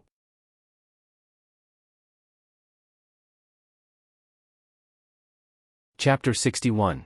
Who is it? Achilles shouted and instantly condensed a cross spear and stabbed backward. Atlanta also drew her bow and aimed at Wuming who was behind Achilles. Sorry, I came here without telling you. I hope I didn't scare you. Wuming held the spear that Achilles stabbed with one hand and raised the other hand as if he was waving. You are? Saber on our side? After all, Feng Shiro had previously informed the two through the contract that there would be a saber coming to them. As for why he said it as if there were other red sabers, Achilles and Atlanta didn't care anymore. Well, it's the first time we met. I'm Sodric, summoning with the saber profession. I'm Atlanta, summoning with the archer profession. I'm Achilles, summoning with the rider profession. I didn't expect you to be Saber, I thought you were assassin, Achilles said with some pride. So, what's the situation now? Wuming didn't care and asked the two. As you can see, Berserker is still crazy, Achilles said. I remember that Berserker's real name is Spartacus, worthy of the famous rebel. Looking at the crazy appearance, Wuming couldn't help but sigh. By the way, have you seen your master? Achilles ignored Wuming and asked Atlanta. No, I've only seen Semiramis and his master, the priest. Me too. The circuits are connected, and the order has been issued, but I don't see the person. This is considered abnormal. Achilles looked at his hand and felt the connection of the magic circuits, and said so. It makes sense that the magician is hiding, but it makes people feel that he is timid, Atlanta said indifferently. Saber, where is your master? Achilles asked. My master didn't move with the other masters. We moved alone, so there wasn't any abnormal situation like yours. My master, on the other hand, looks like a fiend, but surprisingly, he's not a bad guy. Wu Ming waved his hand. Is that so? Then, the three of them didn't say anything. After a while, after Spartacus defeated these blocking puppets, a black servant appeared in front of them. That doesn't seem to be a lancer, is it a rider? Both of our riders like close combat. Wu Ming looked at Achilles, who condensed a cross spear. Of course, I prefer to carry a spear myself than riding a chariot on the battlefield. Achilles said with a smile. That's a pity, I don't like war. Wu Ming said. Here. It. Atlanta interrupted the conversation between the two. The black rider raised his spear and seemed to have released his real name. It passed through Spartacus' leg, and Spartacus' leg was forcibly spiritualized. Immediately afterward, the black rider's master and servant came over, led by a green-haired middle-aged man riding a horse. Is that Vlad III? Wu Ming said lightly. This was what Wu Ming learned from the exchange of intelligence between Liu Jiejie and Yen Fengshiro. Ah. It should be right, Atlanta said. The black rider raised his hand, and a large amount of enchanted soil wrapped around Spartacus, and then several spikes penetrated Spartacus. At this point, the Red Rider's berserker was captured by the Black Rider. It seemed that the other side didn't have the intention to attack together. They only sent two servants who hadn't fought before to attack Wu Ming's position. One for each of us, Rider. Wu Ming took out the meteor silver from the ripple and used magic to manifest the silver armor, and said to Achilles. Well, really, they only sent two servants, they really don't put me in their eyes, Achilles sneered. Then I'll cover you from the rear, Atlanta said. Well, I'll leave it to you, Archer. It can't be helped, big sister. With that, Wu Ming and Achilles walked to the tree in front of them and looked at the Black Rider's servants. Is it Saber and Berserker? Achilles said. One of them was a silver-haired man wearing black and silver armor and holding a long sword. The other was a pink-haired girl wearing a wedding dress and holding a hammer. Achilles just wanted to say something, but Wu Ming suddenly rushed forward and rushed to the Black Rider's saber, swordsman. Hey! You can't be like this, that's the opponent I want. Achilles complained. Wu Ming didn't know if he heard it or not, but at this moment, he had already started a hand-to-hand battle with the Black Rider's saber, swordsman. Maybe because of Wu Ming's fierce attack, the Black Rider's saber had been retreating. What's wrong, Black Rider, is this all you can do? The Black Rider didn't speak, but he kept waving his sword. This feeling? Is this a special attack? When Wu Ming fought with the Black Rider, he felt that the other side had a sense of restraint. Wu Ming quickly hit the Black Rider's saber, swordsman, back a distance.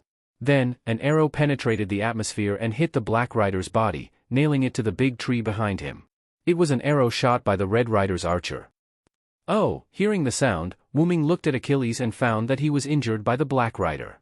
Achilles was a hero in the Trojan War and had many noble phantoms. Because Achilles was burned by the heavenly fire after he was born, soaked in the river Styx, he obtained an immortal body. Therefore, if you want to hurt him, you must have divinity or god-killing weapons. From this point of view, the Black Rider's archer was a follower related to God. The Black Rider's berserker, went to fight against Atlanta. When Wu Ming looked at the Black Rider's saber again, he raised the big sword in his hand as if he was going to release his noble phantoms. The big sword began to emit light. It looks like a special attack against the dragon's noble phantoms. Wu Ming felt a sense of threat from it, although it was not big. Is your master in such a hurry to let you release your noble phantoms? Then, come on. Although the other party was attacking the dragon's noble phantoms, Wu Ming's root dragon was not a simple dragon, so the noble phantoms that attacked the dragon's noble phantoms did not have much effect on Wu Ming. However, Wu Ming did not dare to exaggerate. He posed and prepared to release his noble phantoms. Just when Wu Ming thought that the other party was going to release his noble phantoms, the other party suddenly knelt on the ground like a broken string, and the light of his noble phantoms disappeared. Then, the Black Rider's saber spiritualized and left. Is there an internal conflict? It was obvious that the other party was interrupted by another command spell. There was no doubt that there were internal disagreements. After noticing that Atlanta had also retreated, Wu Ming knew that this time's test was almost over. Ignoring Achilles, who was declaring war with the Black Rider, Wuming also disappeared in his spiritual form. This was because the detection magic he set up had found the person Wuming was looking for. On the way Wuming was looking for Jean, on the other side of the forest, the Black Rider who had left early was leading a brown-haired, red-eyed android out of the forest. Jean, on the other hand, came to the place where the Red and Black Riders were fighting and began to investigate. At this moment, a revelation came. Sodric? Jean recalled the person who appeared in the scene just now in surprise. It was obvious that this was her childhood sweetheart, Sodric. Jean put down the puppet fragment in her hand and began to run on the other side of the forest.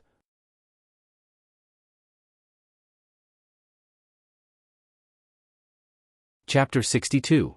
On Wuming's side, as if they were discovered, the surrounding soil gathered and formed golems, surrounding the Black Rider and the android, including Wuming. Really, I shouldn't have followed you guys. Ai. Red Saber. Why are you here? Are you here to help us? The rider from the black team naturally voiced his doubts. Wuming didn't know what to say. He just waved his sword gently. The dexterous sword energy destroyed the golems surrounding the three people. Wuming turned to look at the Black Rider and the android. He saw the hope of survival in the eyes of the android.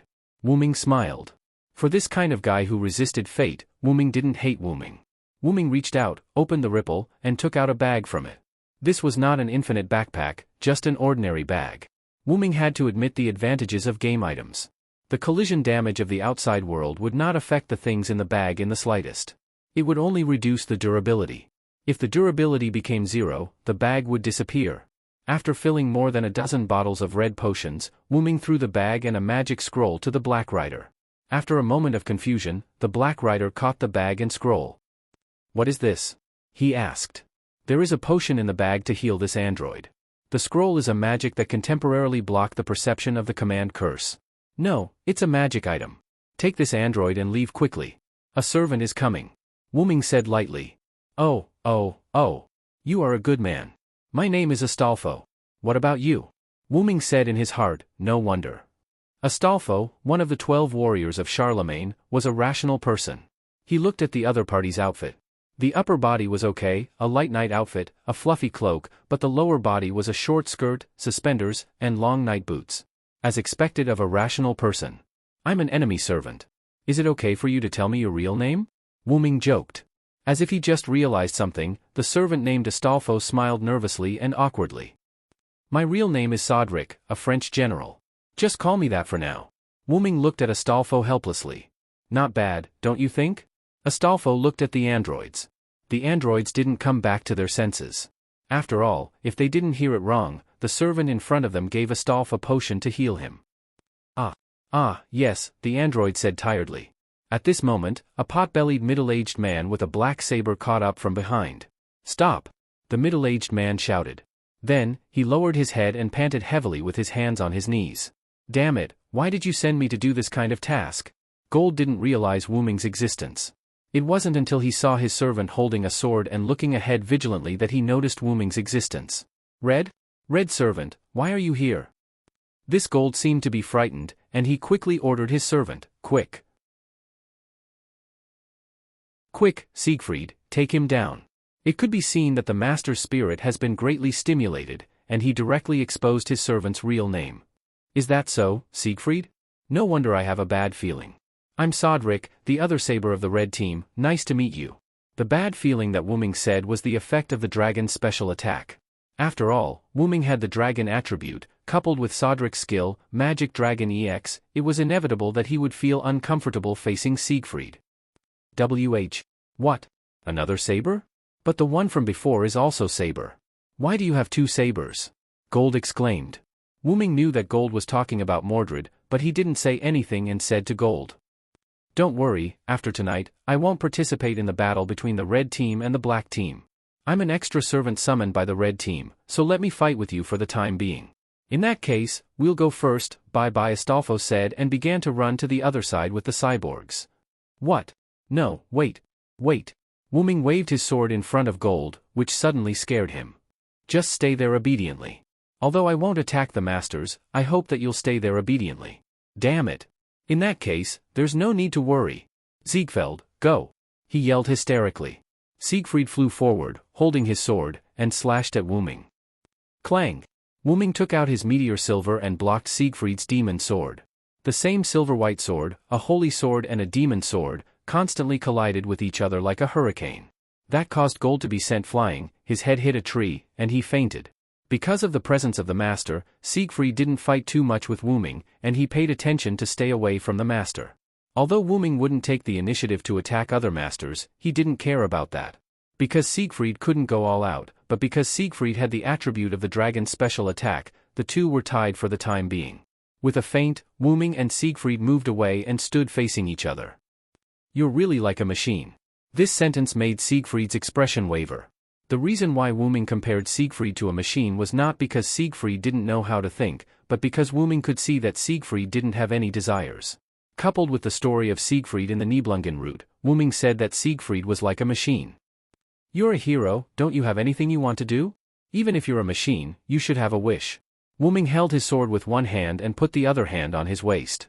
Siegfried didn't speak, because he didn't know what he wanted to do.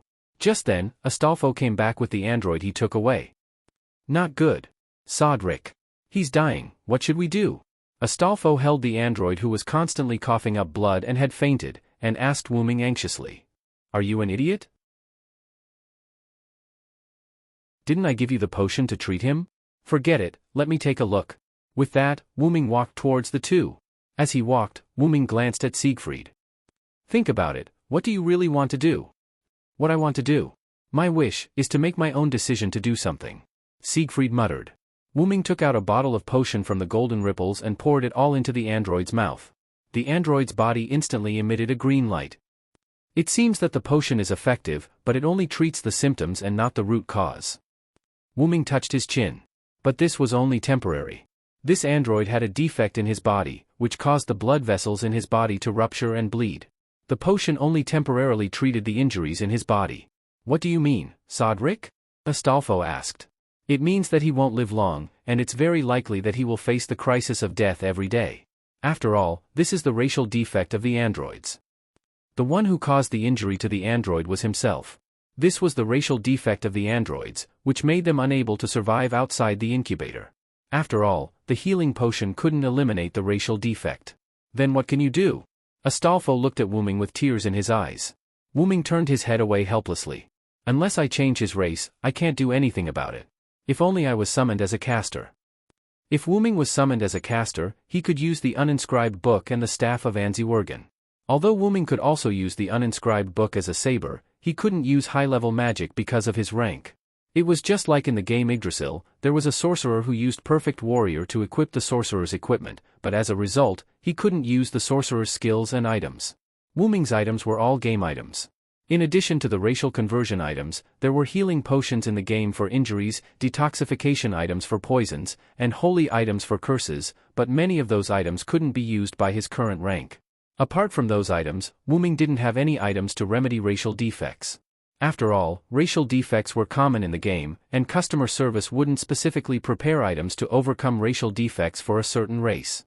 Just like Satya's vampire race, Satya had all the weaknesses of vampires, but those weaknesses were all weakened or protected by item effects, and they couldn't be eliminated completely. Although there were androids in Nasaric, the androids in the game had no defects. In this regard, Wuming couldn't do anything about it. You can try the power of the Holy Grail, or ask its creator. I think if it's the one who made it, there should be a way to prolong its life. At that moment, Joan of Arc, who Wuming was looking for, came here.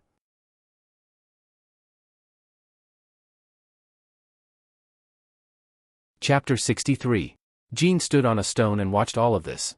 After seeing Wuming, Jean said in a trembling voice, "Sodric, is it really you, Yo Jean?" Wuming waved at Jean and smiled. A gust of wind blew, and Jean flew over and hugged Wuming tightly. "Sodric, I..." Jean buried her head in Wuming's arms, crying, wanting to say something, but she didn't know what to say. "Jean," Wuming also hugged Jean tightly. At this moment, no one spoke. After a while, Astolfo raised his hand and said, "Don't hug him, he's dying." Hearing this, Wuming and Jean hurriedly separated. Jean's face was red, and she turned her head away in embarrassment. Wuming looked at Astolfo fiercely, but Wuming also knew the severity of the situation and didn't mean to blame Astolfo. "I have a way to save him." At this moment, Siegfried spoke. "You have a way?" As far as Wuming knew, Siegfried didn't have any life-saving items in Song of the Nibelungen, so Wuming asked. Ah, yes, I have a way. With that said, Siegfried put his hand in front of himself. Wuming and others knew what Siegfried was going to do at this moment, and they didn't say anything. Only Jean said, "Please wait a minute. You can't, Siegfried." With Jean's character and her identity as the supervisor of the Holy Grail War, she won't let Siegfried choose this path. Joan of Arc sincerely cared about the masters and servants of the Holy Grail War. But Siegfried didn't want to listen to Jean. He inserted his hand into his abdomen above his abdomen, avoided the ribs, and took out his heart. This is my wish, to help him with my own will. Siegfried took his heart, placed it on the android's chest, and pushed it into his body. When the heart entered the body, it was like an object entering the water surface, causing ripples. Please, Sodric, Siegfried disappeared, like a hero. Soon, the android with Siegfried's heart woke up. This is. His red eyes were full of confusion, and he looked at Wuming, Jean, and Astolfo with confused eyes. You are saved, Siegfried gave you his heart, and now your body has become a normal person. After hearing this sentence, he touched his chest uncertainly, then said very slowly, I live. Yes, now you just need to give yourself a name. I will take care of the rest for you, Fong Xin, Wuming said sincerely to him. Later, Siegfried left Siegfried's heart, Siegfried, and the android with Siegfried, left, leaving the unconscious Gfried. Soon, someone found the unconscious Gfried and took him away. Tulifa's, Myrenia Citadel. There were many figures gathered in the hall, some were servants, and some were masters. Vlad III, who had met Wuming once, was sitting on the throne, and next to him stood the team leader of Yugdamarinia, Danik Priestone Yugdamarinia. This was a young man who looked like he was in his 20s or 30s, but in fact, he had lived for nearly 100 years. He had purple pupils and long dark green hair tied into a ponytail with a black hairband. He was wearing a black and white uniform of the Yugdamarinia race and a white cloak. He looked at Gfried, who was devastated, and said, So, what the hell is going on, Gfried Mujik Yugdamarinia? Why did Saber disappear? I don't know. I was in a coma, why did this happen? Gfried seemed to be devastated, and he couldn't speak properly. At this time, Black Castor said, I extracted a trace of the image from the magic crystals on the scene. Can you play it, Avisprin? Vlad III asked. Yes. A voice without a trace of emotion came from under Avisprin's mask.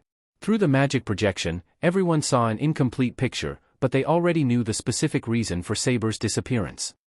I didn't expect Saber to choose to give up her life for the sake of that android. Black Berserker Frankenstein's master, Cowles Fulvig Yugdamarinia, said.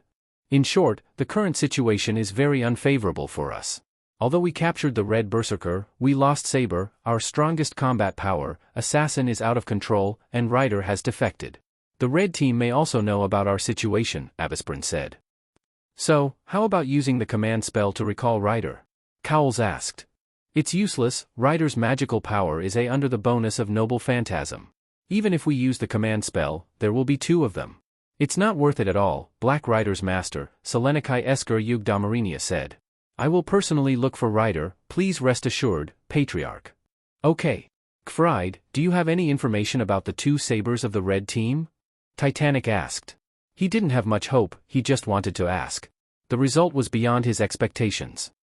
Yes, there is information, there are 2 red sabers, and the servant who fought against Ziegfeld before is called Sodlek. Oh, the famous French general, the hero of the nation? Vlad III was obviously interested in Sodlek, who was also a hero of the nation. And he also said, he is an additional servant summoned, and he said that after tonight, he will no longer be our enemy. Gfried said nervously. What does that mean? Cowles wondered. It seems that Sodlek's identity is a bit special, but in any case, we have to be prepared. Just like that, in the first night of the short confrontation, the black and red sides ended with both sides suffering losses. On the other side, Wuming, Jean, and Astolfo brought the android named Ziegfeld to a warm-hearted farmer's house. Then, Astolfo, I'll leave Ziegfeld to you. Okay, leave it to me. Astolfo raised his hand and smiled happily. Remember to use the scroll I gave you, it can temporarily block the connection between you and your master, but remember not to get close to your master, or you will be discovered. Yes. Then, Wuming looked at Ziegfeld again. Ziegfeld, now is the time for you to think about how to live in the future. After all, you already have the lifespan of a normal person. I don't know. Ziegfeld shook his head. He, who was born as a magic supply, didn't know what to do at the moment, he just wanted to live. Then think about it, no matter what you do, don't go against your heart, follow the guidance of your heart. Goodbye, Ziegfeld, Astolfo. After that, Wuming turned and looked at Jean, the two smiled and left side by side.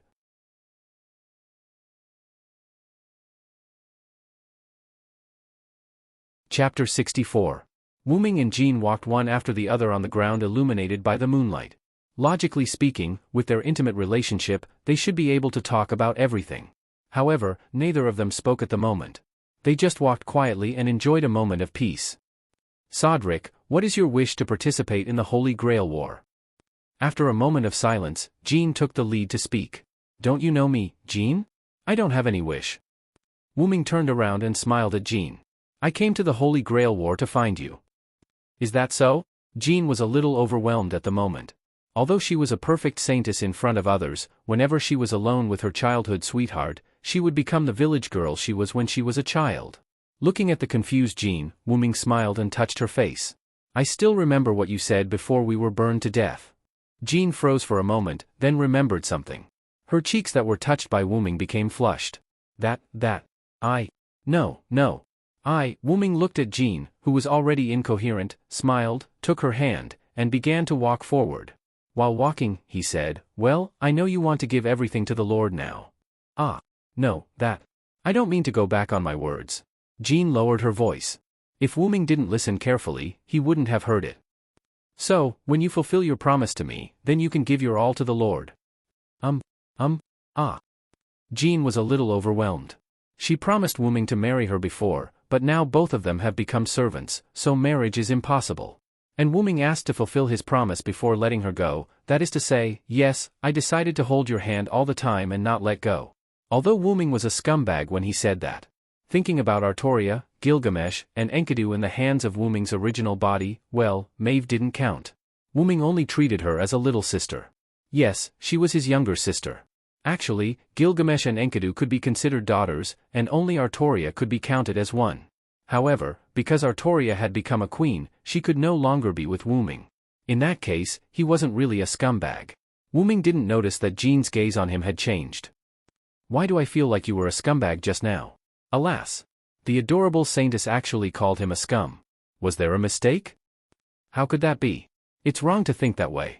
Jean, by the way, you were summoned by the Holy Grail as a ruler. Is there anything unusual? Wuming laughed and changed the topic. Well, I originally thought that you were the anomaly this time, but after meeting you, I found that the anomaly hasn't been solved yet. There are other anomalies in this Holy Grail War. Jean replied seriously. If there really is an abnormality, then I think the Red Party Master is an abnormality. My master and I have met a priest before. He is the supervisor of this Holy Grail War and the Red Party Master. However, whether it is me, my master, or Mordred, we all feel that there is something wrong with that priest. Is that so, Soderlek? Where is your master now? I want to ask in person. Jean thought for a while and asked Wuming. He is not in Tulifas now. He was entrusted by the Magic Association to deal with the recent serial killings. Wuming shook his head. If that's the case, then okay. He will be back in a few days. For now, go on a date with me, Jean. Alas. Early the next morning, Wuming took Jean, who had changed into casual clothes, to walk around the town. Because Jean was in the form of a physical body, Jean could not spiritualize, and had the functions of a normal person, such as eating and sleeping. If Jean did not eat and sleep, it would make her tired, so Wuming forced Jean, whose face was red, to stay in a hotel for the night. Of course, they booked 2 rooms. In terms of money, Wuming took out a few gold coins and exchanged them for some money. Wuming and Jean walked on the street and strolled around casually. Feeling Jean's resentful eyes, Wuming smiled. Really, Soderlek, you're making fun of me again. Well, you think too much. Okay, I'll treat you to something to eat. Okay, then I'll forgive you. As expected, Jean is still Jean, she hasn't changed at all. Did you say something? Why would I? Let's go, the taste of this shop is not bad, I've been here with my master before. Then, I'll try the food you recommended, Soderlek. Jean smiled sweetly at Wuming, then turned and walked into the shop. Wuming froze for a moment, then recovered. He smiled bitterly and shook his head. Really, I was fooled by you, Jean. Wuming and Jean had a very pleasant breakfast. During this process, Wuming and Jean did not realize that the two of them seemed to have returned to the age of 16, before they joined the army. The two of them were immersed in this happy time. But now it was the time of the Holy Grail War. After a while, Wuming received a message from Leo. General, are you in Tulifas now? Yes, what's wrong, Master? The serial killings were done by Black Assassin, we couldn't get rid of him. It seems to be some kind of skill or noble artifact, saber, and I can't remember any information about Black Assassin, we only know that he's Jack the Rifleman. I see, Fog Knight's man-killer fiend, then I can understand why you can't remember the information. Then, Wuming also had a short confrontation with Black's archer and his master, Saber and Black Archer were both injured, the other side retreated. What about Mordred, she's fine, right? After all, Wuming and Mordred had some relationship. It's not a big deal, I've already healed Saber, also, Father Shiro knows that I'm going to launch an attack on Black tonight, we might be late. If possible, help Red. Sorry, Master, I've already found the person I'm looking for, I've decided to stay neutral. Sigh. So sudden? Well, I won't force you, I'll rush back as soon as possible, then you can enjoy your peaceful days in the modern world. Ha ha ha, Master, you're so gentle, but don't worry, I'll try my best not to interfere in the war between Black and Red. Forget it, do as you please, that's it. Lion Jelly disconnected the communication with Wuming. Sodric, are you going to give up on the Holy Grail? Jean asked worriedly. My goal has been achieved, plus I was summoned by cheating, as the ruler, you definitely won't allow me to participate in the Holy Grail War anymore, right? That's true, looking at Jean's worried expression, Wuming took Jean's hand. Let's not worry about that for now, they'll only fight at night anyway, you can just be a village girl and go on a date with me during the day. Wait, just like that, Wuming and Jean had a pleasant date. And on the other side. After dinner, Sieg sat in the courtyard in a daze. Yo, what are you thinking about, Sieg? Astolfo jumped out from behind Sieg. Hey, can I sit next to you? Astolfo, who had already sat down, asked. You've already sat down. Sieg said, somewhat at a loss. Sigh. Hee so, what are you worried about? Astolfo smiled awkwardly. I'm thinking about what Sodric said to me. Sieg withdrew his gaze from Astolfo and continued to stare blankly. That sentence, don't go against your heart, follow the direction your heart points to? Astolfo said with his finger on his cheek. As expected of the general who saved France, then Astolfo smiled sweetly at Sieg. Yes, he's a hero. So, what are you thinking? Sieg hearing this, Sieg looked at Astolfo, then touched his chest, feeling the beating of his heart.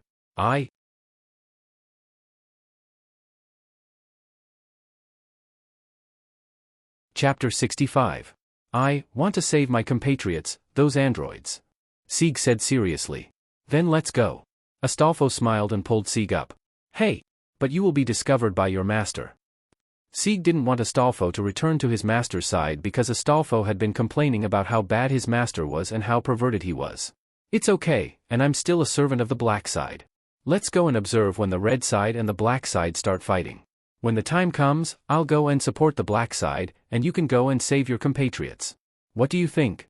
Sieg looked at Astolfo's smile and couldn't help but smile. Yes. Ryder, I'll leave it to you. Oh. Leave it to me.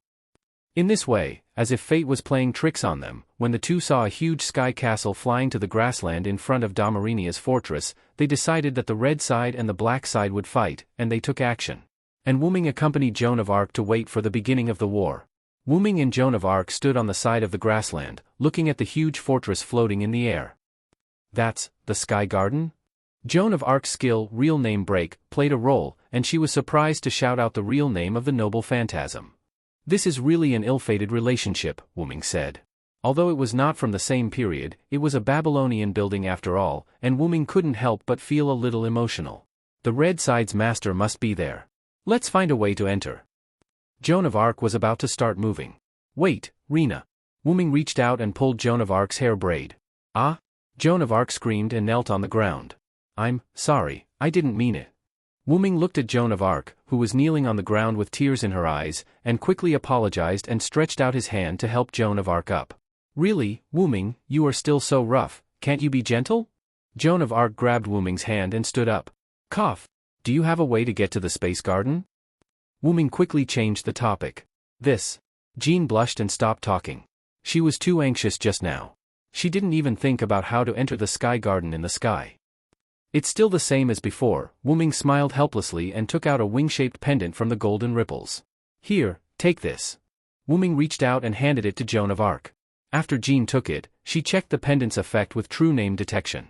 It can actually allow people to gain the ability to fly, and all they need to do is chant the incantation. Even ordinary people can use it? Jean couldn't believe it. After all, no matter how convenient this kind of magic item was, it would not be separated from magic power. This item could be used by ordinary people without magic power. How could Jean not be surprised? After all, this was a game. There would definitely be items that didn't cost anything. For example, this pendant that allowed players to fly in the game. That was a high-level item that President Anziwagong got at a high price. It didn't cost any magic power or EXP to use. Well, this is one of the treasures that the Mystic Dragon was guarding after I defeated him. Wu Ming used his suppression power to create an interface for him. What about you, won't you go with me? Jean asked. Well, because there is only one, I won't go. That was the truth. There was only one pendant. Although Wu Ming could use high-level item creation to create another one, Wu Ming still couldn't use that skill because of the restriction of his class. It seems that caster is more suitable for me, Wu Ming thought. Well, then I'll go by myself. You be careful. Also, don't participate in the battle between the two sides, understand? Jean said to Wu Ming quite seriously. Yes. My saintess, this one understands, Wu Ming playfully replied to Joan of Arc. Really, Jean's cheeks blushed, and she didn't care about Wu Ming anymore. Wearing the pendant, she said the spell fly that Wu Ming told her, and her body floated. Wow, I'm really flying. After a short adaptation, Jean said to Wu Ming. Then I'll go first. Okay. They didn't talk too much because they trusted each other. After watching Jean fly away, Wu Ming said rather bored. So, what should I do now? Watch the battle? With that thought in mind, Wu Ming found a big stone and sat down. Watching the two sides began to march. The soldiers of the red side were the dragon teeth that fell from the sky garden. Except for the head that looked like a broken skull, it was no different from Nazaric skeleton soldiers. Looking at the black side, as Wu Ming expected, it was a large group of androids and golems. Looking at the androids, Wu Ming thought of Sieg again. I don't know how Sieg and Astolfo are doing, but with Sieg's temperament, he might return to Milnea City to save his compatriots. Speaking of Sieg, Wu Ming couldn't help but think of Sieg Fei. Ah, I didn't expect the Dragon Slayer hero Sieg Fei to be such a person. Speaking of which, when I fought with Sieg Fei, I always felt uncomfortable. It felt like I was fighting with my natural enemy. Is it because Sieg Fei is a Dragon Slayer? Wu Ming couldn't help but think of when he fought with Sieg Fei, there was always a special force that passed to Wu Ming. Although it didn't affect Wu Ming much, he still felt uncomfortable. At that moment, a large number of ripples appeared in front of the sky garden, and countless arrows were shot out from it, directly hitting the androids and golems. Is that the red side archer's noble phantasm? Although the damage of each arrow is not high, it's hard to say if it's stacked. Then, a large number of green electric currents hit the arrow formation and scattered it. Is it another noble phantasm? Immediately afterward, a large number of iron pillars pierced the corresponding number of Dragon Fang soldiers. That's Vlad III's noble phantasm, right? As expected of the Impaler Duke. Then, Wu Ming found that the red side Lancer and Vlad III were fighting. One moment the iron pillars pierced, the next moment the flames danced, those two were fighting very well. Sure enough, for these heroes, I'm still too inexperienced. Wu Ming couldn't help but think of his master, Skaha. Although I didn't fall behind the skills taught by my master, I don't have what a hero should have. It couldn't be helped. Wu Ming, as the root dragon, was born extraordinary. Before the dragon transformation, his skin could be said to be indestructible because of the dragon scales, and after the dragon transformation, he could resist EX-level noble phantasms. He also had almost unlimited mana. In any case, Silent Wonder had never run out of mana. In fact, he had never even used up 1/3 of his mana. The racial characteristic of time and space basically had no effect on Wu Ming, and he could freely travel through time and space tunnels. Furthermore, he had the ability to sublimate a relic. Imagine if Wu Ming could sublimate hundreds or thousands of grade A offensive relic and release his real name at the same time. Since he had sufficient mana, the scene would be inhumane. That was the power of Wu Ming's root dragon when it was still underage. If it was an adult root dragon, it would be unimaginable. At that moment, Wuming saw Astolfo riding an eagle on the battlefield. Seeing that he said something to Vlad III, who had just separated from the Red Lancer, Astolfo flew toward the Sky Garden with a happy look on his face. Could it be? Sieg really came back to save those androids? Wuming couldn't help but think.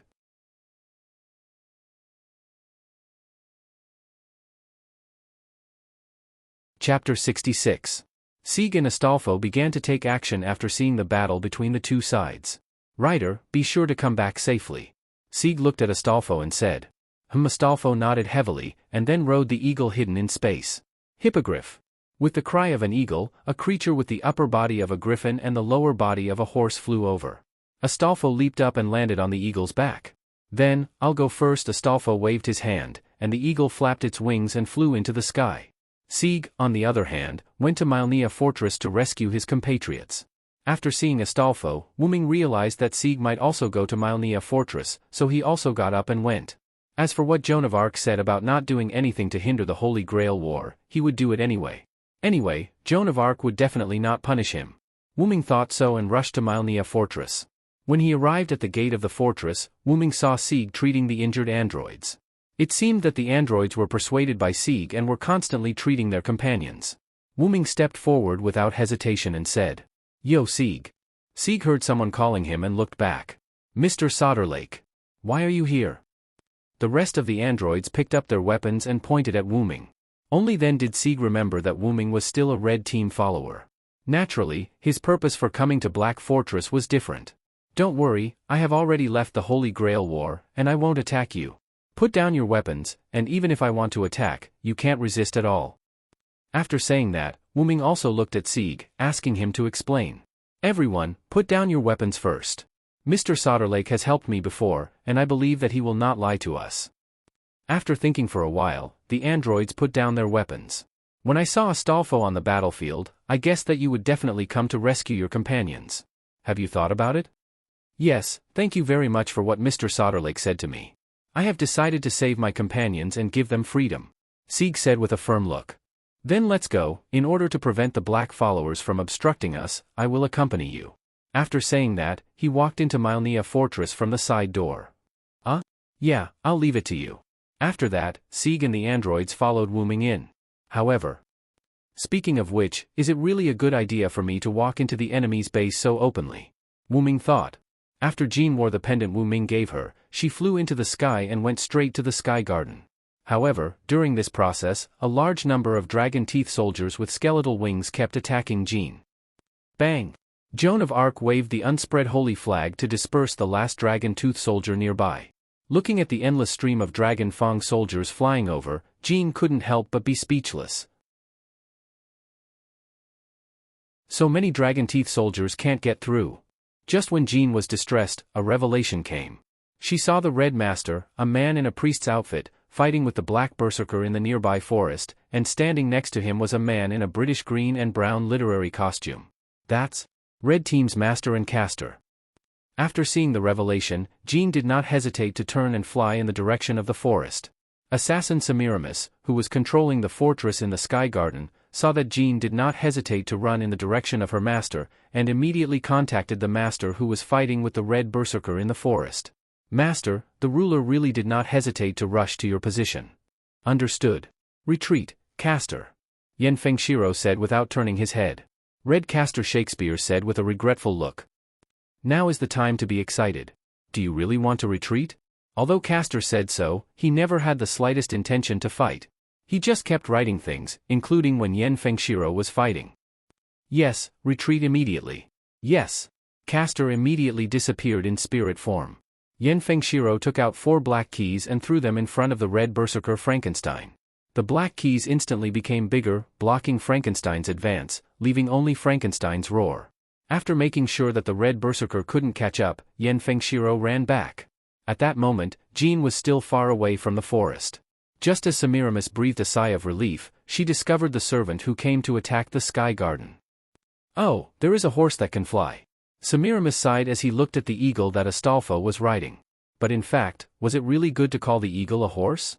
Immediately afterward, those dragon teeth soldiers with wings changed direction and went to attack the Black Rider Astolfo. Whoa, what are these things, so disgusting? Astolfo, who was riding the eagle, shouted. Because Astolfo didn't want to do anything, he kept dodging the dragon teeth soldiers and attacked from time to time.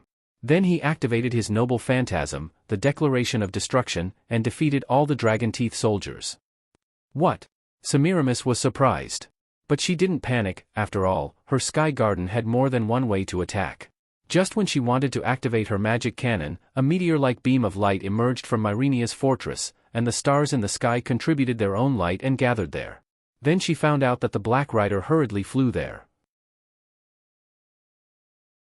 At this moment, whether it was the Black Lancer Vlad III and the Red Lancer Karna who were fighting, the Black Berserker Frankenstein who was caught up in the forest because of the Red Caster's noble phantasm, the Red Caster Shakespeare who had retreated back to the Sky Garden, the Lion Giagielli and the Red Saber Mordred who were late to the edge of the battlefield, the Black Archer Sharon and the Red Rider Achilles who were fighting with each other in another part of the forest, and the Red Archer Atlanta who was pulling the renegade Red Berserker Spartacus, all of them had different reactions.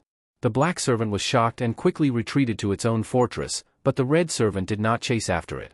Because of some unknown reason, its body was abnormal, so it did not chase after it.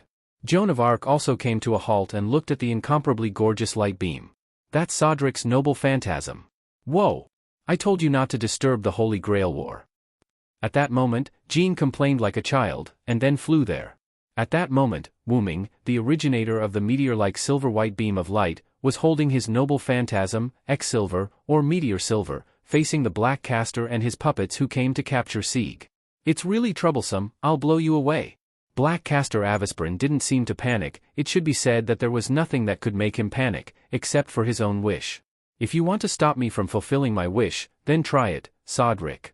X-Silver, because of the shout of his real name, the Meteor Silver that was constantly emitting starlight shone brightly, and as Wu Ming swung his sword, the attack containing the gathered starlight arrived. Boom!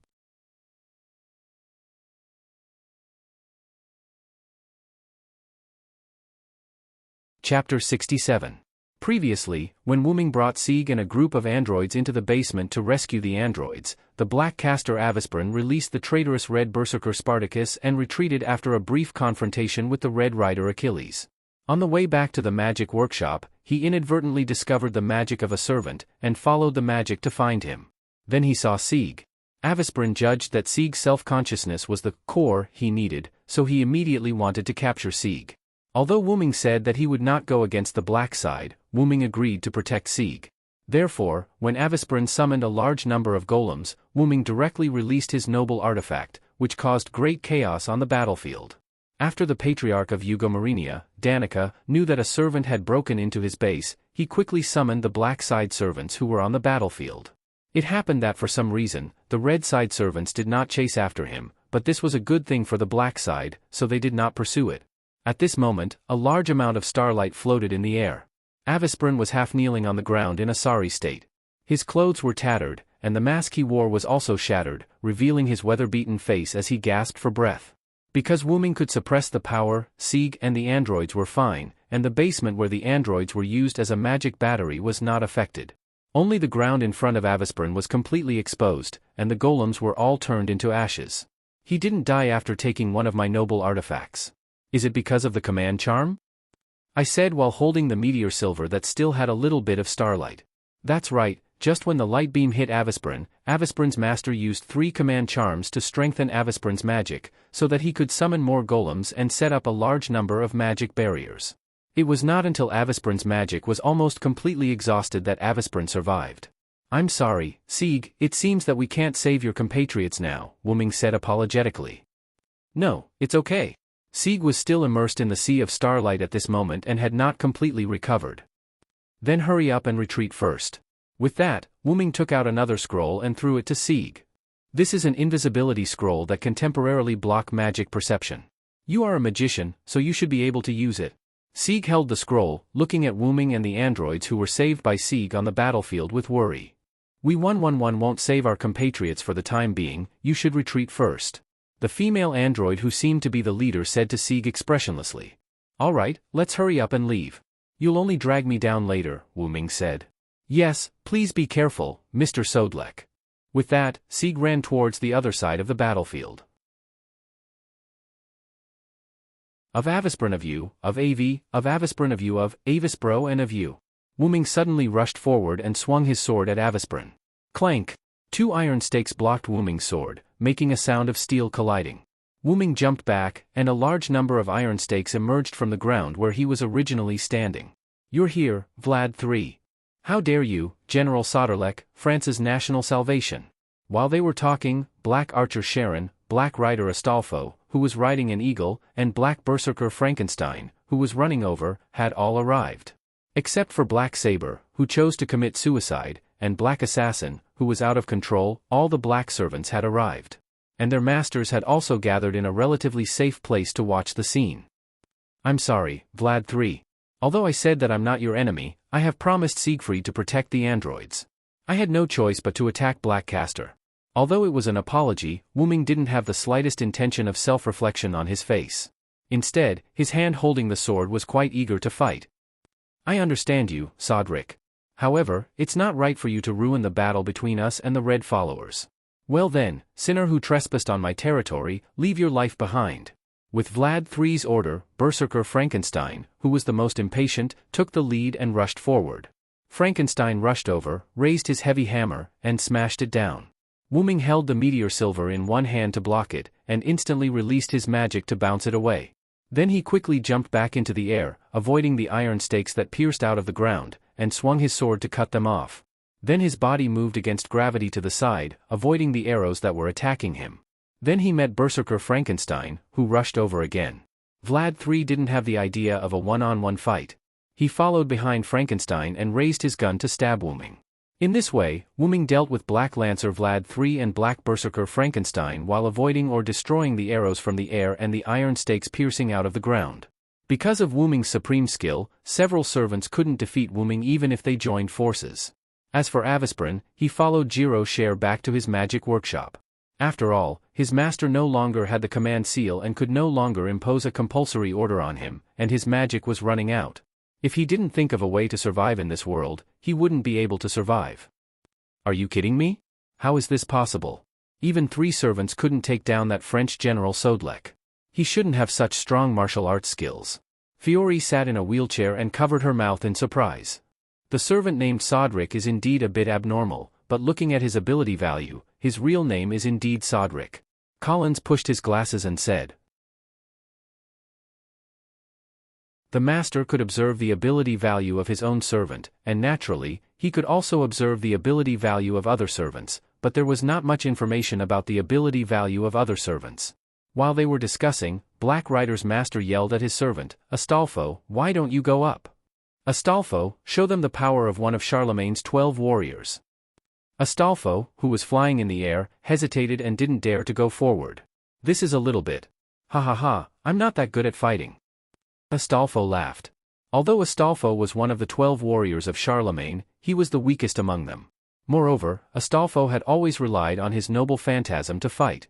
It was especially effective when he was fighting against multiple enemies. Give me your noble artifact, illusionary horse of this world, right now. Ah, this is not good. Astolfo smiled awkwardly. Do it, or I will use my command seal. Serenica said fiercely. Sigh, there's no other way. Astolfo prayed that Wuming would use his noble phantasm.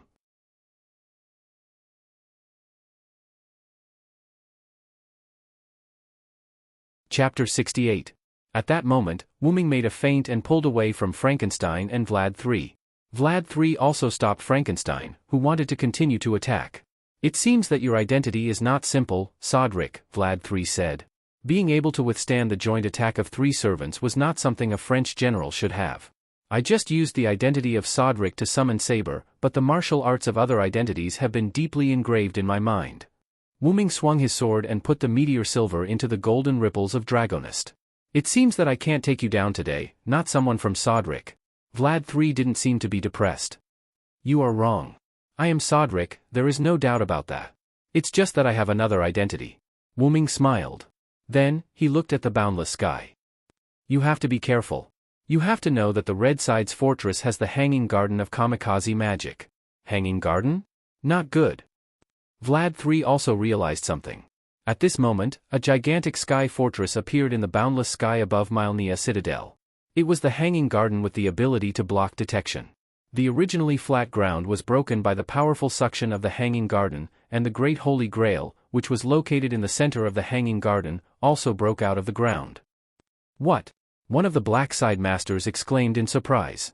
After all, it was too hard to believe that the red side's purpose was to directly take away the Great Holy Grail. Well then, you guys go ahead. I'll take my leave first. With that, Wu Ming's spiritual form disappeared. The black servants present, Black Lancer Vlad III, Black Archer Sharon, Black Rider Astolfo, and Black Berserker Frankenstein all followed the boulder and entered the hanging garden. At that moment, Jean, who was resisting the explosion of the red Berserker Spartacus, met Wu Ming, who came out of Mylnia Fortress. Sodric! Jean roared. What's wrong, Jihan? Wu Ming was shocked. Didn't I tell you not to act on your own? You have now seriously damaged the Holy Grail war between the black and red factions. Jean d'Arc, who was Rule, said. Although I don't have your command incantation, the command incantation that belongs to the red saber can be used on you, so you'd better stay put. Jean looked at Wu Ming until Wu Ming surrendered. Yes, I know, my saintess, Wu Ming said helplessly. Besides, I was just trying to protect Siegfried. After all, this is the agreement I made with Siegfried, Wu Ming said with an embarrassed smile. Don't think I don't know what you're thinking. You're just looking for fun for yourself and protecting Mr. Sieg, Jean said. Really, you used to be like this too. You always acted on your own. If you didn't act on your own, you wouldn't have been accused of the Mystic Dragon, Jean said sadly. This was what was recorded in Wu Ming's history. The adventurous General Sodric was attracted to the Alps by the legend and was ambushed by the British Army. In order to win the war between Britain and France, the British Army found a way to release the Mystic Dragon, who used to be a member of the Knights of the Round Table. With the help of Sodric's wisdom, Sodric barely defeated the Mystic Dragon. Jean d'Arc also dared to lead her army. Otherwise, the exhausted Sodric would have been captured by the British Army. Wu Ming, on the other hand, smiled helplessly. Really, that's because it's convenient for me to use my noble phantasm. The suppression power was given to me in the history. Alright, you stay here for now. I'm going to the Sky Garden to question the Red Faction Master. If I find out that you're still running around, I'll definitely use my command incantation. After that, Jean d'Arc activated the pendant and flew into the air, heading toward the Sky Garden. Wu Ming, on the other hand, smiled helplessly and waved his hand. It's good that you stay here. I still have to help Sieg save those androids. Hey, Villo. Wu Ming turned his head and saw Jia Li and Mordred rushing over in a car that was almost scrapped. As soon as the car stopped, Mordred directly kicked the door and walked out. You're really good. You actually broke into the enemy's base camp alone. Mordred smiled as if she was meeting a good friend. She held Wu Ming's neck and laughed. This made Jia Li confused. After all, Mordred and Wu Ming did not get along very well before. They were not friendly. Wu Ming, on the other hand, saw through Jia Li's thoughts and said, in the Knights of the Round Table, Mordred is not liked by the other knights. Only I am willing to talk to Mordred. Of course, our relationship is good. Mordred hates me because of the bloodline problem. What did you say? You bastard, who has a good relationship with you? Mordred, like a tsundere, fiercely punched Wu Ming. Bloodline? Wu Ming pressed down on Mordred's fist and continued to speak to Jia Li. Didn't you notice that Mordred's eyes turn red when she fights? That's because a little of my bloodline is mixed in, causing her eyes to turn red when she fights. Ignoring the noisy Mordred, Jia Li asked, speaking of which, didn't you not participate in the war between the two sides? Why did you run to the black side's base camp to make a ruckus? Wu Ming smiled awkwardly. Then, Wu Ming told Jia Li about his experience after he and Jia Li separated. So that's how it is. Jia Li said. It's all because of you. Master, we didn't make it in time for this war, damn it. Mordred roared at Jia Li. Jia Li waved his hand helplessly and ignored Mordred. So, what are you going to do now? The Saintess asked you not to run around anymore, otherwise, she will use the command seal. Jia Li asked. Now, the black side should only have one servant, Castor. I decided to help Sieg rescue those androids first. Then, we will leave first. If the people of the Yugomyrenia family see us, there will be trouble. Jia Li was about to leave. However, Mordred tugged on the lion Jia Li's clothes and said, What are you saying, master? Since the other party has entered the Sky Garden, we should also go in. Hey!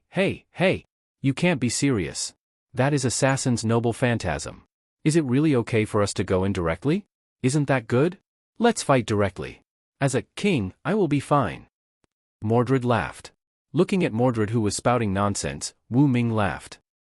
Really, Mordred, you are still so reckless. Yes, you are too reckless. At least, let's find a place to investigate first. What is there to investigate? I hate magicians the most, just like Merlin, that bastard. Anyway, let's leave first. No. Continue to attack the Sky Garden. Looking at the master and servant who were quarreling together, Wu Ming couldn't help but say, "You guys are really good together." After that, Wu Ming walked toward Marinia's fortress.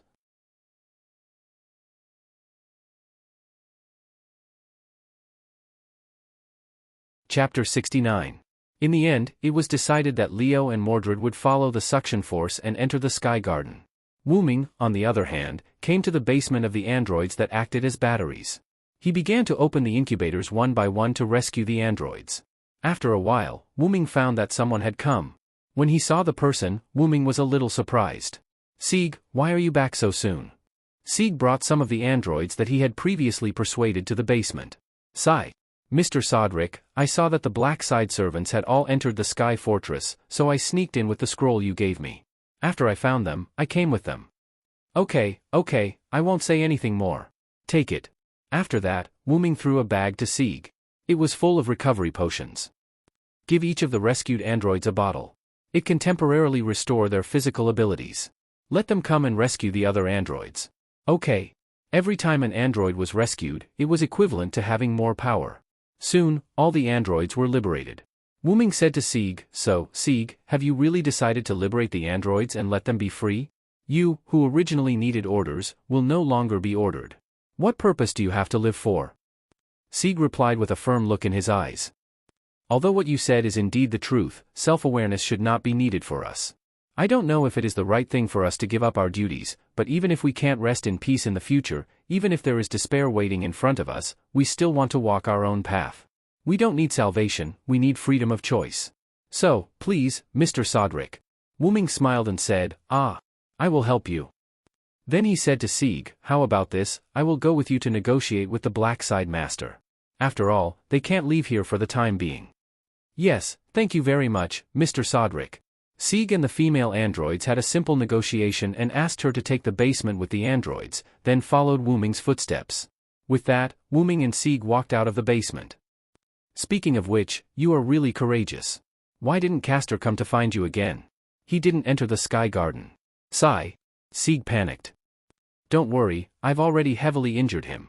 He's either recovering his mana somewhere or has already disappeared." Soon, Wu Ming and Sieg found the masters of the Black Side gathered together. "What? The Red Team Saber. Why are you here?" Wu Ming looked at the surprised expressions of the four masters in front of him and asked, "Isn't the master of Black Lancer and Black Castor here?" Uncle entered the Sky Garden with the servants. "I don't know where Rocher and Castor went." The speaker was a woman in a wheelchair. "If I remember correctly, you're the master of Black Archer." "Yes, thank you for remembering me. My name is Fiori, and I'm the next leader. Don't call me Red Saber. I was summoned by cheating. Just call me Sodric." "All right, Mr. Sodlek. May I know what your intentions are?" Wu Ming looked at the masters who were ready to use the command spell to summon the servants. "You don't have to be nervous. I said earlier that I don't want to be enemies with you. If it weren't for Avisprin, I wouldn't have put a noble phantasm in your fortress. What I mean is very simple. What do you want me to do for you to let those androids go?" What do you mean?" Gordon, the master of Sieg, who created those androids, asked. "I want to save those androids, my compatriots," Sieg said. "Are you kidding me?" Astolfo's master, Serenikai, said lightly. It seemed that when she saw Sieg, she went crazy. "Are you kidding me? Who will let those androids go? How can I let you go?" Serenikai said crazily, ignoring Wu Ming's presence. "He's mine. Astolfo is mine, but he was taken away by you scum. How can I let you go?" Serenikai roared at Sieg. "By the command spell, Astolfo, return to my side." As Serenikai's hand moved, the command spell disappeared, and Astolfo, who was originally in the Sky Garden, appeared in the storage room by teleportation. What's going on, master?" Sigh. "Sodric and Sieg. Astolfo, I command you to kill that android with 2 command spells." "What?" Astolfo was a little stunned. He had just been summoned, and at this moment, his master ordered him to kill the androids he saved. Looking at Astolfo, who was trembling slightly, Serenakai laughed crazily. That's right. That's right. I want to watch you kill the people you saved, watch you fall, you can only be mine. Mine. Ahahaha. In addition to Wuming and Sieg, the three people present, Fiol, Collins, and Golder all looked at Serenakai in disbelief. That's it. As the voice fell, the blade flashed. Serenakai fell to the ground, her head separated from her body. It's really a servant's misfortune to have a master like you. This just gives me a bargaining chip to negotiate with you. Wuming looked at Astolfo, who was kneeling on the ground and was about to disappear because of the death of his master. Wuming then looked at Sieg. Sieg, you now form a servant contract with Astolfo. What? Fiol and the other two were a little surprised that an android could form a contract with a servant. Don't you have a command spell? Then hurry up, this is your bargaining chip to help your companions. Then, Wuming looked at Fiol, Collins, and Golder. You don't have any objections, right? In response to this semi-threatening inquiry, the three could only say, no, no, please go ahead. Hurry up, Sieg, do you want to see Astolfo disappear? Then, he looked at Fiore, Collins, and Gordon. You guys come out with me, leave some space for Sieg and Astolfo. Yes. Yes. The three replied in panic.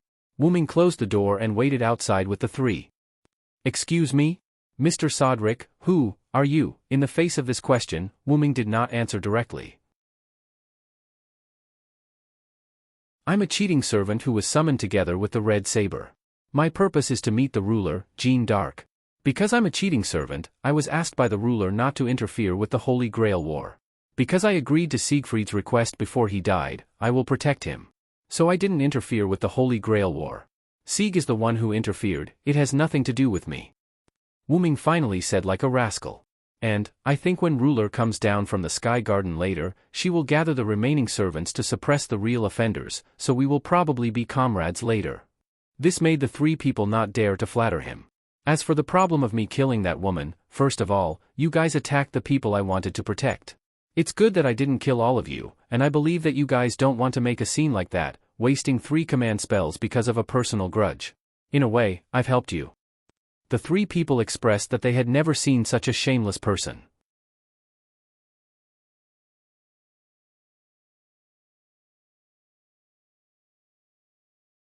Chapter 70. After a while, the contract between Sieg and Astolfo was completed.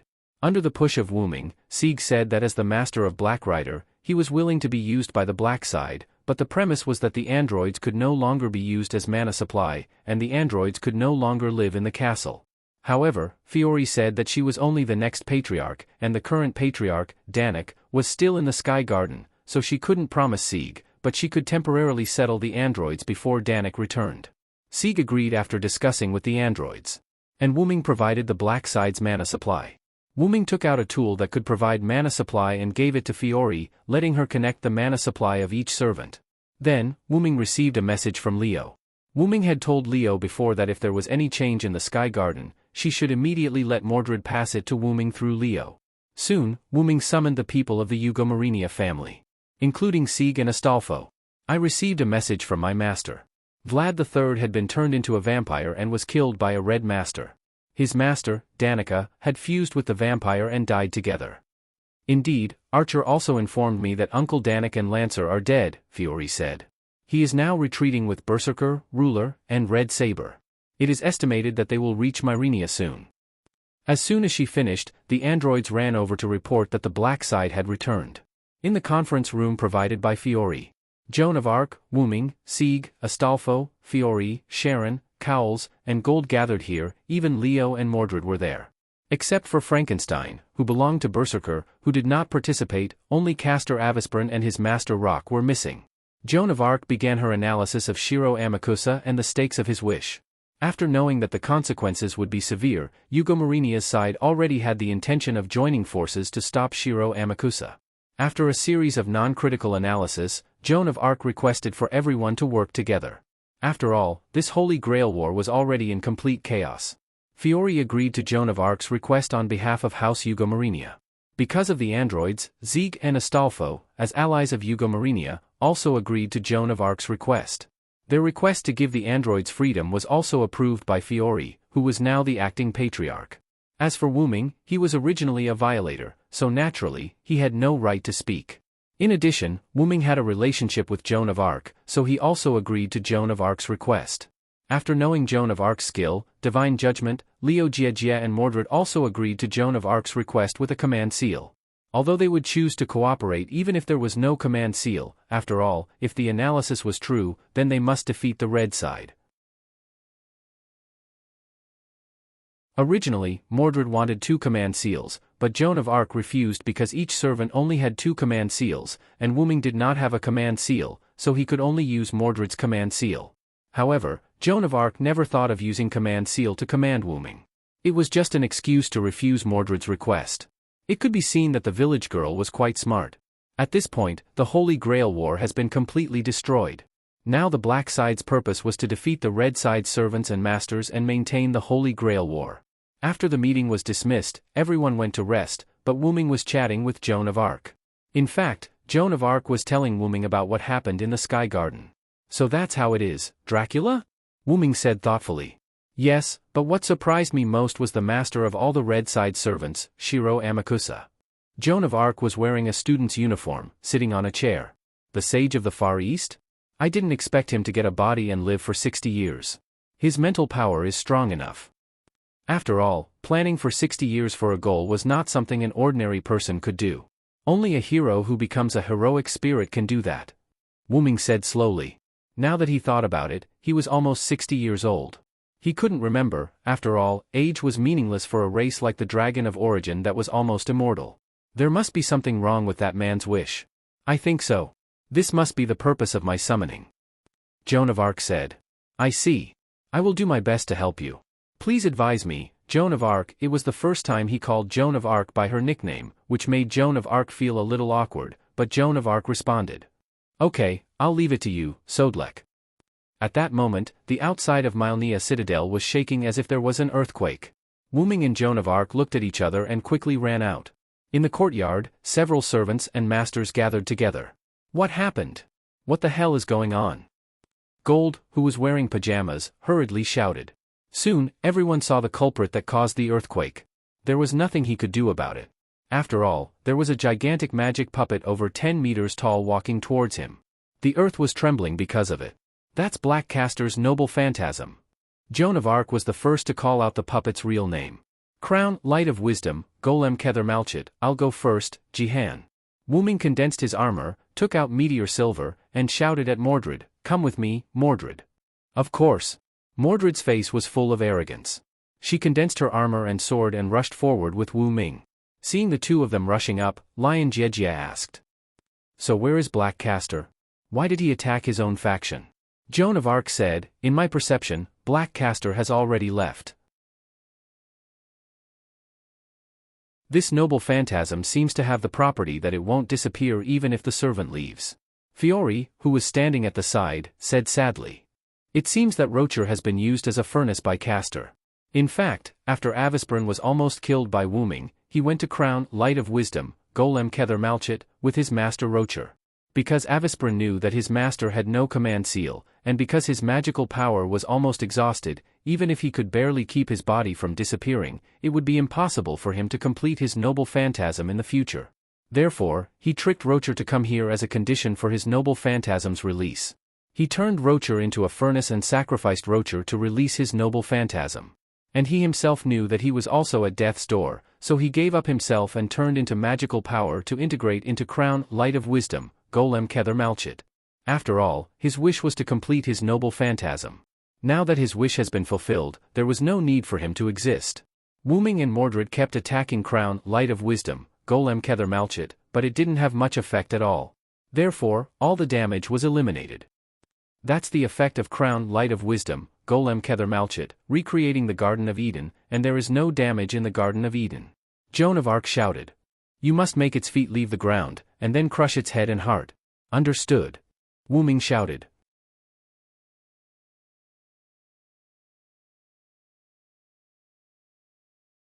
Chapter 71. After knowing its weakness, Wu Ming no longer fought with the Crown Light of Wisdom, Gold Kether Malchit. Wu Ming released a large amount of magical power and accelerated, avoiding the Crown Light of Wisdom's attack. He then slid under the crown Light of Wisdom and held the sword with both hands. Then he used the sword as a plank and hit the lower part of the crown, Gold Kether Malchit. That hit made the men present shudder. Don't get me wrong, Wuming wanted to hit it into the air. With the release of magical power, a large amount of magical power rushed out of Wu Ming's body like starlight. The Light of Wisdom, Gold Kether Malchit, was sent flying into the air by Meteor Silver, and its huge body was still struggling.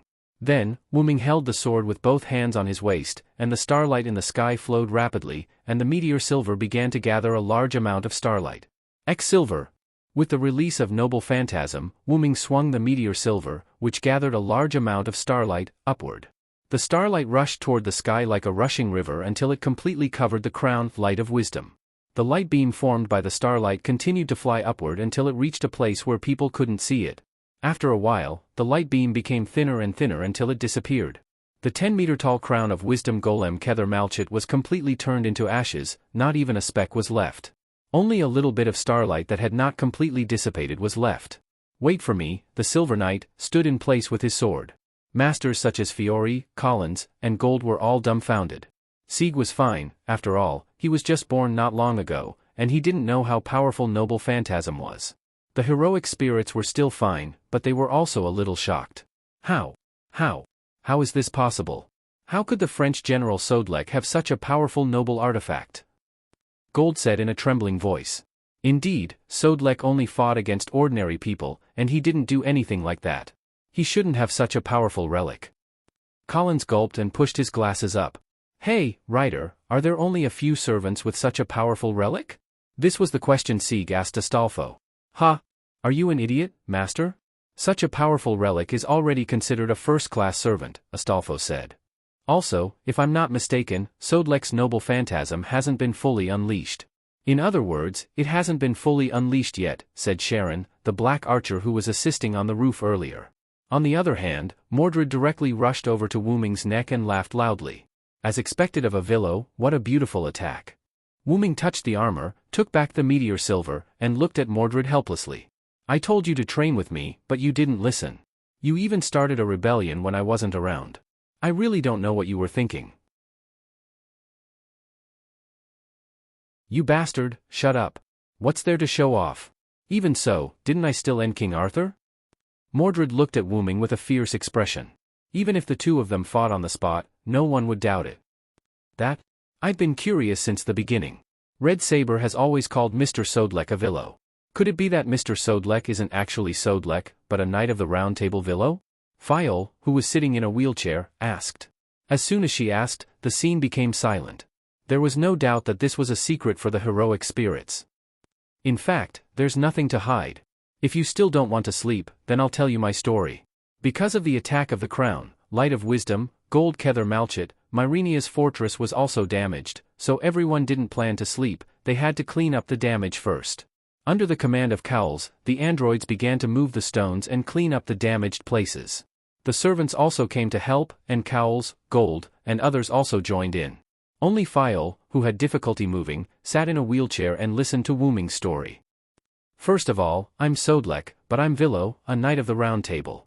Wu Ming raised a larger stone, and the servants were responsible for cleaning up the stones that the androids couldn't clean up. Several people were surprised when they heard that. Is the story of Sodlek fighting the mystic dragon in the Alps true? Fiol asked. What she meant was the rumor that Sodlek let Villo, a Knight of the Round Table's incarnation, take over his body was true. No, it's half true. I did fight the mystic dragon, but that was when I was Sodlek. Wu Ming crushed the boulder. Then he asked, do you know the legend of Villo, a Knight of the Round Table? Yes, Villo was cursed by the Black Magician in order to save King Arthur's sister, Morgan Le Fay.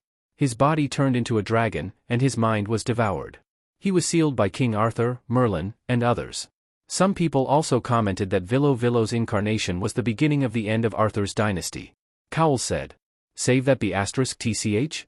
She was the one who forced Varin to reveal his true form, the mystic dragon, and then sealed Varin in the scroll. That despicable be *tch. Mordred said as she punched out with all her might, shattering a boulder. The boulder splashed and hit Leo Gielli, causing Leo Gielli to complain, hey, be careful. Then, what does it mean to turn into a dragon? Is Villo a dragon? Leo Gielli asked. That's right. I'm a dragon, a purebred dragon, Wuming said calmly, as if he was talking about what he had eaten yesterday. Sigh? A few different voices cried out.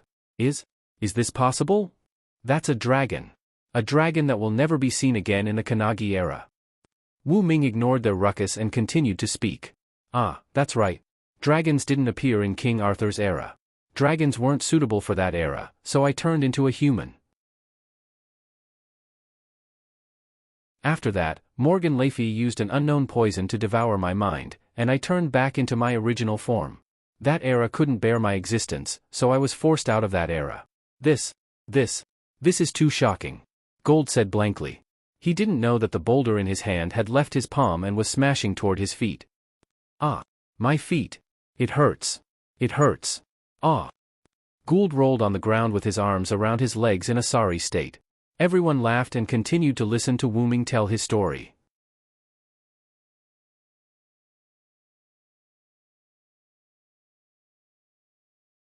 Chapter 72.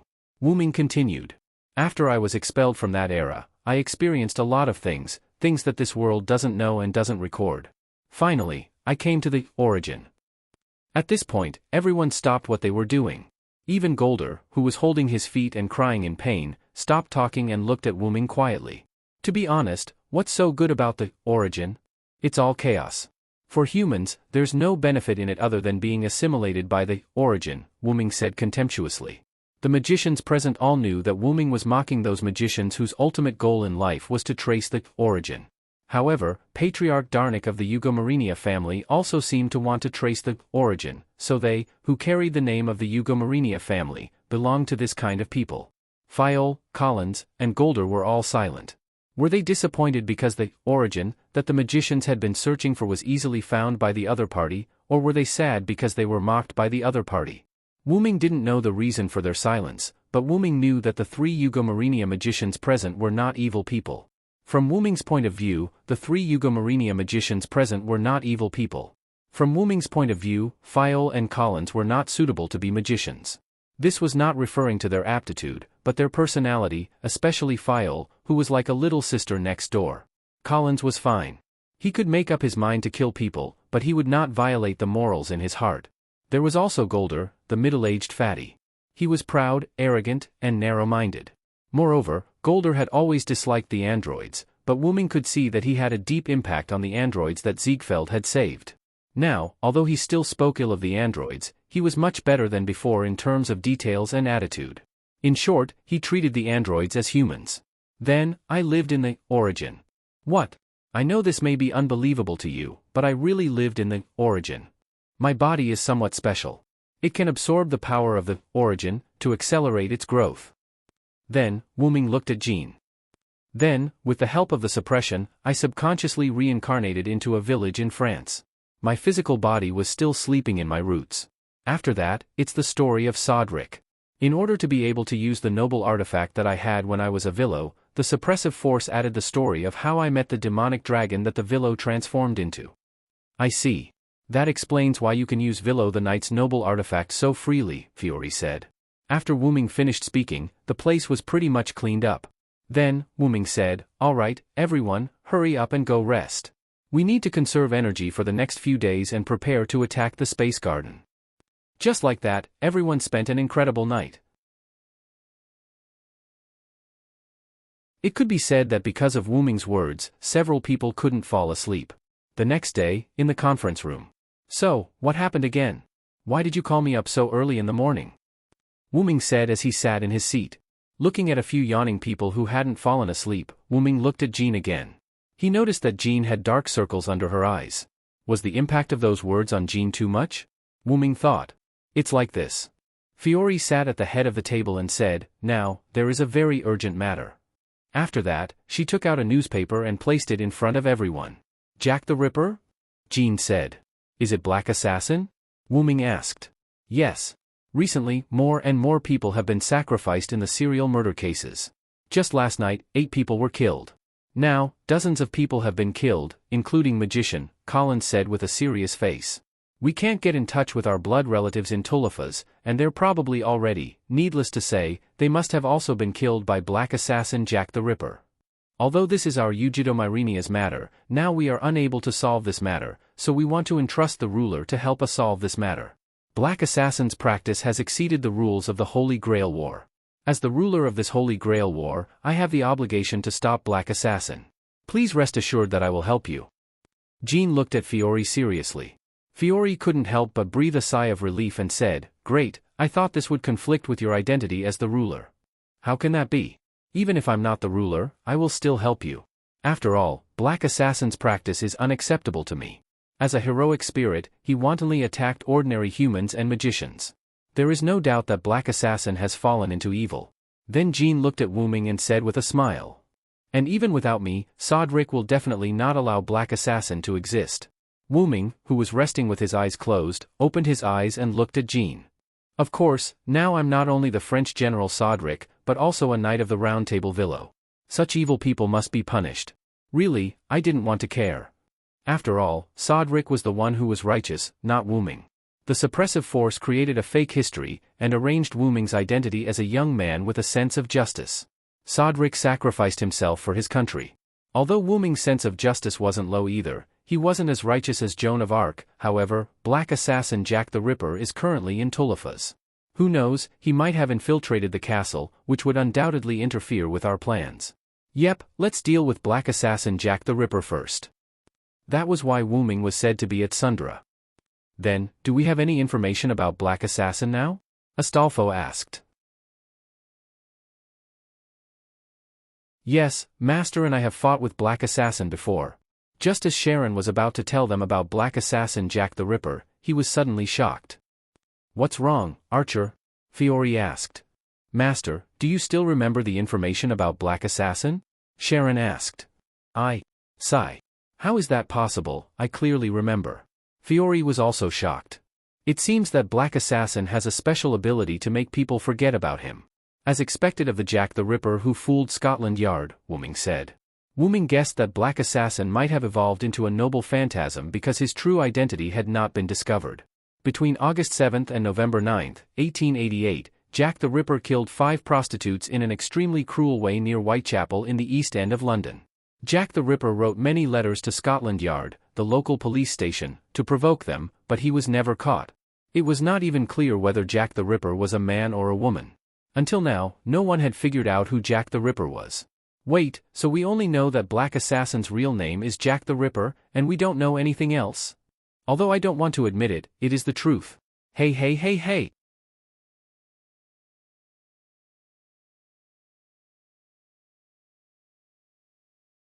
Chapter 73. In the end, everyone decided to first check the situation of the missing people of the Yugo Myrenia family in Tulifas. Myrenia Citadel, Corridor. Because Cowles wanted to check in person and needed to bring some tools, he left first accompanied by Sharon. Sieg and Astolfo seemed to have gone to find the androids, and Fiore became the patriarch because of Darnick's death, so she still had work to do. So now only Wu Ming and Jean were left. Wu Ming requested to set up some magic traps around Myrenia Citadel to guard against Black Assassin Jack the Ripper. At this moment, the two were on their way out of Myrenia Citadel. "I really miss those relaxed days," Wu Ming said slowly with a nostalgic expression on his face.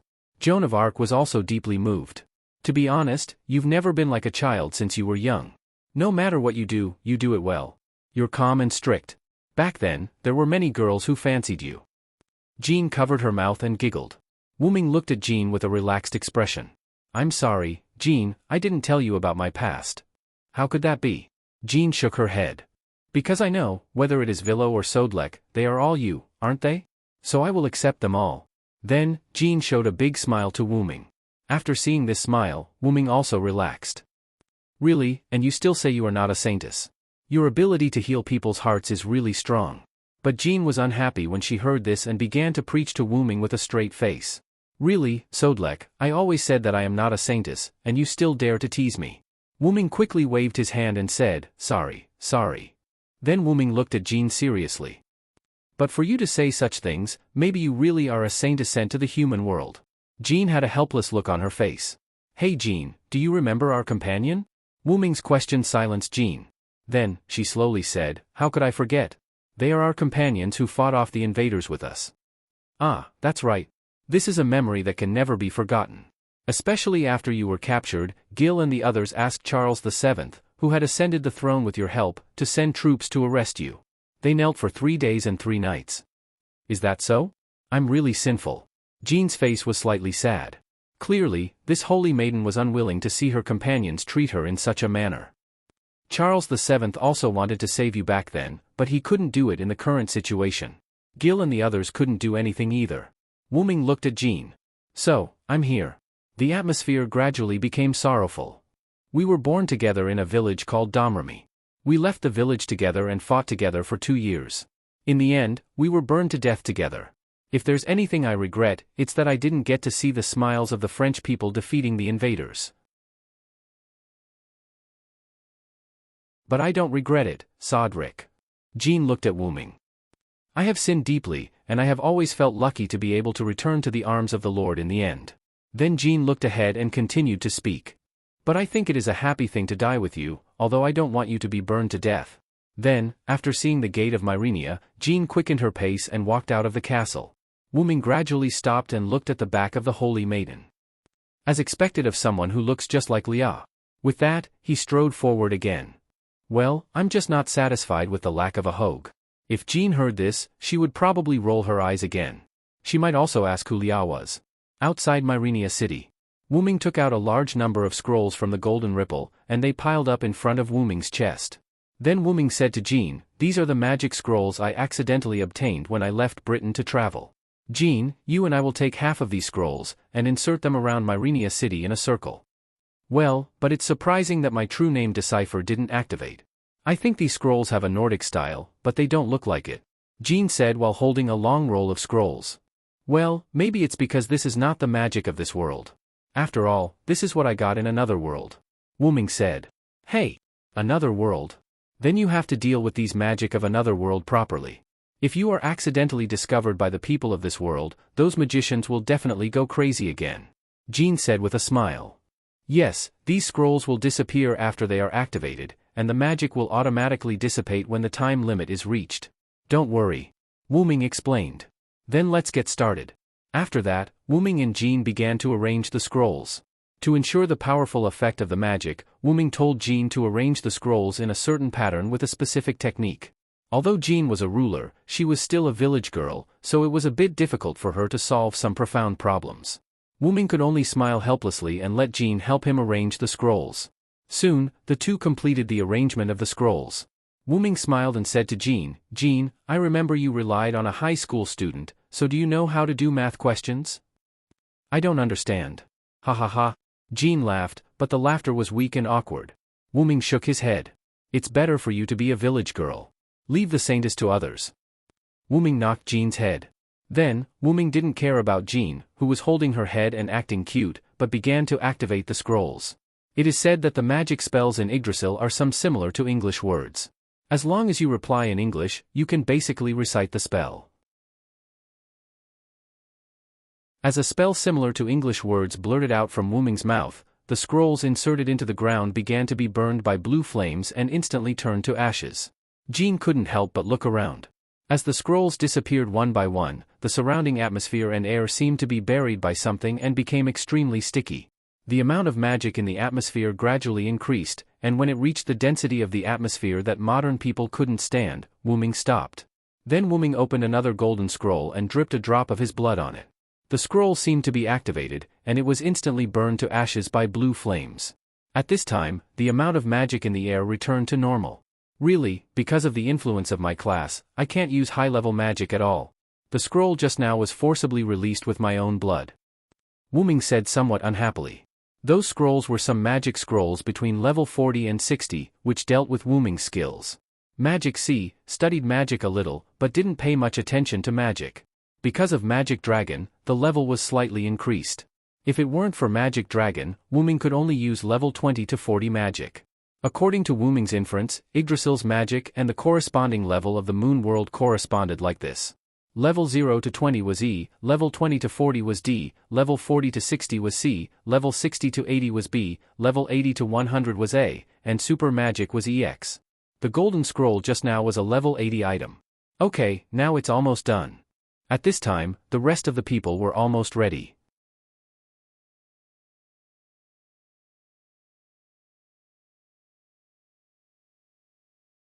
Chapter 74. After everyone was ready, Wuming, Joan of Arc, Sharon, and Collins went to Tuliphus's missing relatives to investigate. Fiore, Sieg, and Astolfo stayed in Myrenia Citadel. Because the missing people were distributed in different places, it took a long time to investigate the last missing person. In the basement of a room. Including this place, 8 people have been investigated. This is the last place to investigate. Collins squatted on the ground and was examining the body. Looking at the corpse tied to the chair with its eyes rolled back and several scalpels stabbed into its body, everyone fell silent. Collins pulled out the scalpels one by one, and there was no more blood to flow from the wound. The results of the investigation in 8 places have a commonality. Everyone's heart was dug out. Speaking of this, everyone present frowned. The heart is the essence of magic power. It's not surprising for Black Assassin to have it dug out. Wuming stood aside with his hands on his chest, and then said, "Maybe Black Assassin's master is an ordinary person, not a magician." This reminded everyone. Then, digging out a magician's heart to replenish magic power makes sense, Sharon said. In addition to digging out the heart, the body looked like it was interrogated before death, and the torture method was extremely cruel, Collins said. The strange thing is that some of the bodies have traces of torture, and some of the bodies have no traces of torture. That's what's strange. Sharon continued what Collins was about to say. Is it possible that Black Assassin needs people's fear, so they tortured these people? Joan of Arc asked. Impossible. This can't explain why some of the bodies have no traces of torture, and it's not that there wasn't enough time. We were all busy with the war between the Black and Red before, and we didn't have time to care about Black Assassin. Wuming shook his head and said with a frown. I thought it was a magic ritual, but it doesn't look like it, Sharon also said. Cowell stood up and walked back. In that case, I'd better implement remnant memory. Jean did not understand these magic tricks and asked, what is that? It's a kind of magic that can obtain information about them before they die, although it's a little dangerous. Collins took a chair and said, but now we can only abandon the rook to save the king. Wait. Wuming seemed to have sensed something and quickly said. After that, he rushed out in an instant, leaving only one sentence. The magic trap I left in Myrenia has been triggered. The opponent is a servant. What? Ka Rong immediately ran over as well. Berserker!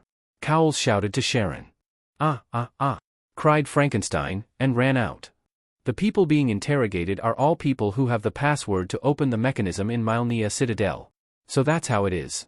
Black Assassin wants to attack Myrenia Citadel, Collins analyzed. After listening, Jean hurriedly ran out. Only Cowles followed him out unhurriedly. After all, no matter how fast he was, he could not reach the speed of a servant. Not to mention, he needed to calm down. Cowles picked up his phone at this time and wanted to call his sister, but at this time, the phone showed that there was no signal. Sister, please don't let anything happen to you. Cowles could only pray like this. At this moment, Hugo Myrenia family, Myrenia Citadel. Around the edge of the citadel, magic formed a protective barrier, protecting the entire citadel in a hemispherical shape. The outside of the protective barrier was filled with thick fog, including the roof. The cyborgs who were originally left outside Myrenia Citadel also withdrew. In the hall at the entrance, Gold, Sieg, and Astolfo were checking these cyborgs. Some of the cyborgs were outside the protective barrier and inhaled slight fog acid. Fortunately, they were treated in time, and there were no casualties for the time being. Gold asked at this time. Where is Fiore now? Is there a guard around her? A cyborgs on the side replied. The Patriarch is now in the former Patriarch study. There is no guard around her at the moment. As soon as he heard that, Sieg immediately turned around. Hurry, Ryder, the enemy may be a servant. Oh. Understood. After saying that, the two quickly ran toward the study. Gold was left behind with a confused look. At this moment, the protective barrier outside seemed to have reached its limit and broke with a bang. The thick fog spread to Myrenia Citadel at a speed visible to the naked eye. Damn it. Gold quickly took out a golden sandalwood-like box, put it at the door, opened the lid, and a purple smoke came out. This purple smoke seemed to have the effect of blocking the thick fog, and the thick fog did not come in through the gap of the main door. However, other places in Myrenia Citadel were invaded by the thick fog. Slowly, the entire corridor where Fiore was located was filled with thick fog. Fiore, who was still busy working in the study, also found something wrong at this moment. She quickly opened the door and looked at the corridor. Looking at the corridor covered with thick fog, Fiore took out a magic handkerchief, covered her nose and mouth with one hand, and pushed the wheelchair with the other hand, walking toward the room where her magic dress was stored. After all, Fiore's legs were paralyzed because of the deterioration of the magic circuit. She said that she had obtained extraordinary magic skills, but she could not move freely. Usually, she relied on the magic dress she developed to move. Link Enhanced Magic Dress was the name of Fiore's self-designed magic dress. It was a prop specially designed to replace the immobile feet. However, even a third-rate magician would become a first-rate magician if he were to put on this set of clothes. The shape was similar to a backpack, and there were 4 artificial hands on the back. It was forged with a special alloy that was easier to circulate magic. Each artificial hand had an animal spirit attached to it, and it could move according to Fiore's will. It could also move automatically according to the situation to protect Fiore as the owner. When Fiore finally walked to the door of the room where the magic dress was stored, Fiore caught a glimpse of a strange little girl standing behind her with a knife. But there was no doubt that this cute little girl with white hair was the serial killer, Black Assassin Jack the Ripper. Maybe Fiore was a little panicked. After opening the door, her body tilted and the wheelchair fell to the ground. Fiore hurriedly climbed in and then closed the door with a spell. Just as Fiore heaved a sigh of relief, the door was opened again. "I'm so sorry, sister. I know the spell of this door." The innocent child's gentle words made Fiore's whole body cold, and her pupils shrank. There was no doubt that this was the voice of hell.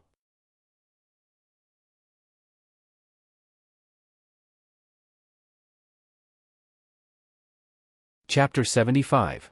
Fiore hurriedly reached for the box on the table, but how could Jack let her get it? Jack jumped lightly and stood on the table. He stepped on the box and picked it up. "This must be something very important to Big Sister. I can't let you get it." It was still that sweet voice, but Fiore still couldn't hear the sweetness. "Is that so? Then I'll use this first."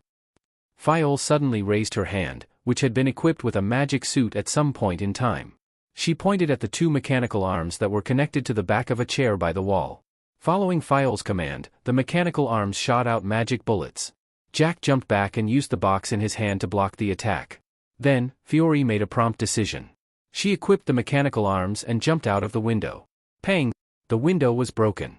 Fiore relied on the mechanical arms and barely reached the ground. Just as she stabilized her body, she saw a sword attack. Ka! One of the mechanical arms was broken. It was cut off by Black Assassin Jack the Ripper, who had caught up with Fiore with agility. "Big Sister, because of the magic trap outside, I wasted a lot of time." Assassin took the dagger that was still dripping blood and walked in front of Fiore, who was paralyzed on the ground. "Be obedient and let me kill you, Big Sister." At this moment, a meteor-like light arrow shot toward Jack. Jack nimbly jumped back and dodged the light arrow. The light arrow pierced the place where Jack was originally standing and buried deep into the ground. The light scattered and the light arrow revealed its original shape. It was a shining knight's sword that shone like a fashion trend. "Oh, a weapon I've never seen before. Is it a servant?" Jack said to himself. At the same time, he looked in the direction of the light arrow in the fog. Wu Ming, who was dressed casually, walked over unhurriedly. His hand reached into the golden ripples and took out a bottle of recovery potion. He handed it to Fiore, who was still in the fog. "This is a recovery potion. Drink it first." "Oh. Okay, thank you." Fiore was a little confused, but she still followed Wu Ming's instructions and drank the red potion. Wu Ming then pulled out the meteor silver that he had bought from the ground. "Black Assassin Jack the Ripper. Am I right?" Wu Ming looked at the young Jack. "That's right, I'm Jack. So, big brother, do you want to be killed by me?" Jack asked innocently. "I'm sorry, but I'm here to crusade against you." After saying that, Wu Ming pressed the tip of the meteor silver sword to the ground and instantly released all of his magic power. The release of mana led to the movement of the air. At this moment, the mana produced by Wu Ming's body instantly blew away the thick fog that covered the surroundings. "What?" Jack cried out in surprise. Although the fog was also a type of fog, it was formed by Jack's noble phantasm. He did not expect it to be blown away so easily. Then, Wu Ming instantly put on his armor and rushed forward. Because of Wu Ming's B+ dexterity attribute, his dexterity was comparable to that of a rank A. Even Jack almost could not react to this attack. Bang! The ground was shattered by Wu Ming's knight's sword. Jack narrowly avoided this attack, but before she could stand firm, Wu Ming rushed up with his sword again. Realizing that she could not avoid it, Jack tried to use the dagger in her hand to block the knight's sword that pierced through the air. However, it was useless. Jack's weapon could not defend against Wuming's A+ strength. The huge impact sent Jack flying. A wound from her left shoulder to her right abdomen appeared on Jack's body, and blood flowed freely. "It hurts, Mom, it hurts," Jack said weakly as she lay on the ground. "That's enough, Black Assassin." Wuming held the meteor silver and looked at Black Assassin, who was lying on the ground and unable to get up again. However, Jack's figure became illusory. Wuming sensed that something was wrong and rushed up. Wuming fiercely stabbed his sword into Jack, who was paralyzed on the ground. The meteor silver stabbed into the ground, and Jack, who was originally here, was gone. "Command curse?" Wuming pulled out his sword and said calmly. Then, Wuming looked around. The fog that was still gathering after being blown away disappeared at a speed visible to the naked eye. "Master!" Sharon, who was dressed in ancient Greek clothing, jumped down from the roof. "Master! Are you okay?" Sharon crouched down and wanted to help Fiore, who was lying on the ground. "I'm fine, Archer. It's all thanks to Mr. Sodrick this time." Fiore stood up with Karen's help and thanked Wuming. "Thank you very much, Mr. Sodrick." "Thank you, Mr. Sodrick. I will repay your kindness to my master." Sharon also thanked Wuming. "All right, don't thank me yet. Take Fiore back to rest.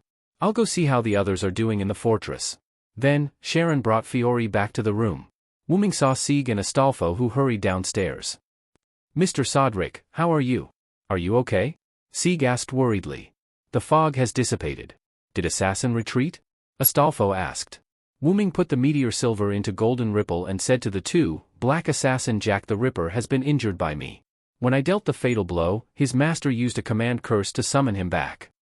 After saying that, Sieg and Astolfo let out a sigh of relief. After all, they knew that the other party was not a powerful servant. "By the way, are some of the androids poisoned?" Wuming asked. "Yes, because some of them accidentally inhaled some of the fog outside the protective shield you set up. But there are no deaths for now," Astolfo said. "Then, I'll give you these." After saying that, Wuming opened the Golden Ripple again and took out a large amount of red potions from it. "I've given it to you before, and you've used it before. You should know how to use it. Give it to the androids." Sieg and Astolfo held more than 10 bottles of red potions and looked at Wuming, not knowing what to do. "That? Mr. Sodrick, you haven't used all the potions you gave us before. You don't have to give them to us anymore." Sieg asked carefully. Yeah, I would have forgotten if you didn't mention it." Astolfo agreed. Wuming just smiled faintly. "Save the extra for later. If one day I'm not here, you won't be able to find me even if you want to." With that, he strode towards Jean, who had just rushed over. Looking at Wuming and Jean talking about the attack, Sieg was a little stunned. Astolfo noticed it and asked, "What's wrong? You look very confused." "Mr. Sodrick, I miss the humans of this era. I almost forgot the fact that he is a heroic spirit." Astolfo thought for a while and said, "Maybe Sodrick has experienced a lot, so it's easy for him to go deep into various eras. After all, didn't he say that he traveled through the world as a dragon? He must have experienced several different eras." "Is that so?" Sieg said faintly. Okay, let's go and give these potions to the androids first. Let's go." Wait for me, writer. You're tuning in to the Dreamy Chapters YouTube channel. We're so grateful for your support, and don't forget to subscribe to join us on this incredible journey through captivating stories. Your generosity through donations truly makes a world of difference, as it's the primary source of revenue that allows me to expand and enhance this channel for you. Thank you from the bottom of my heart for being a part of this adventure.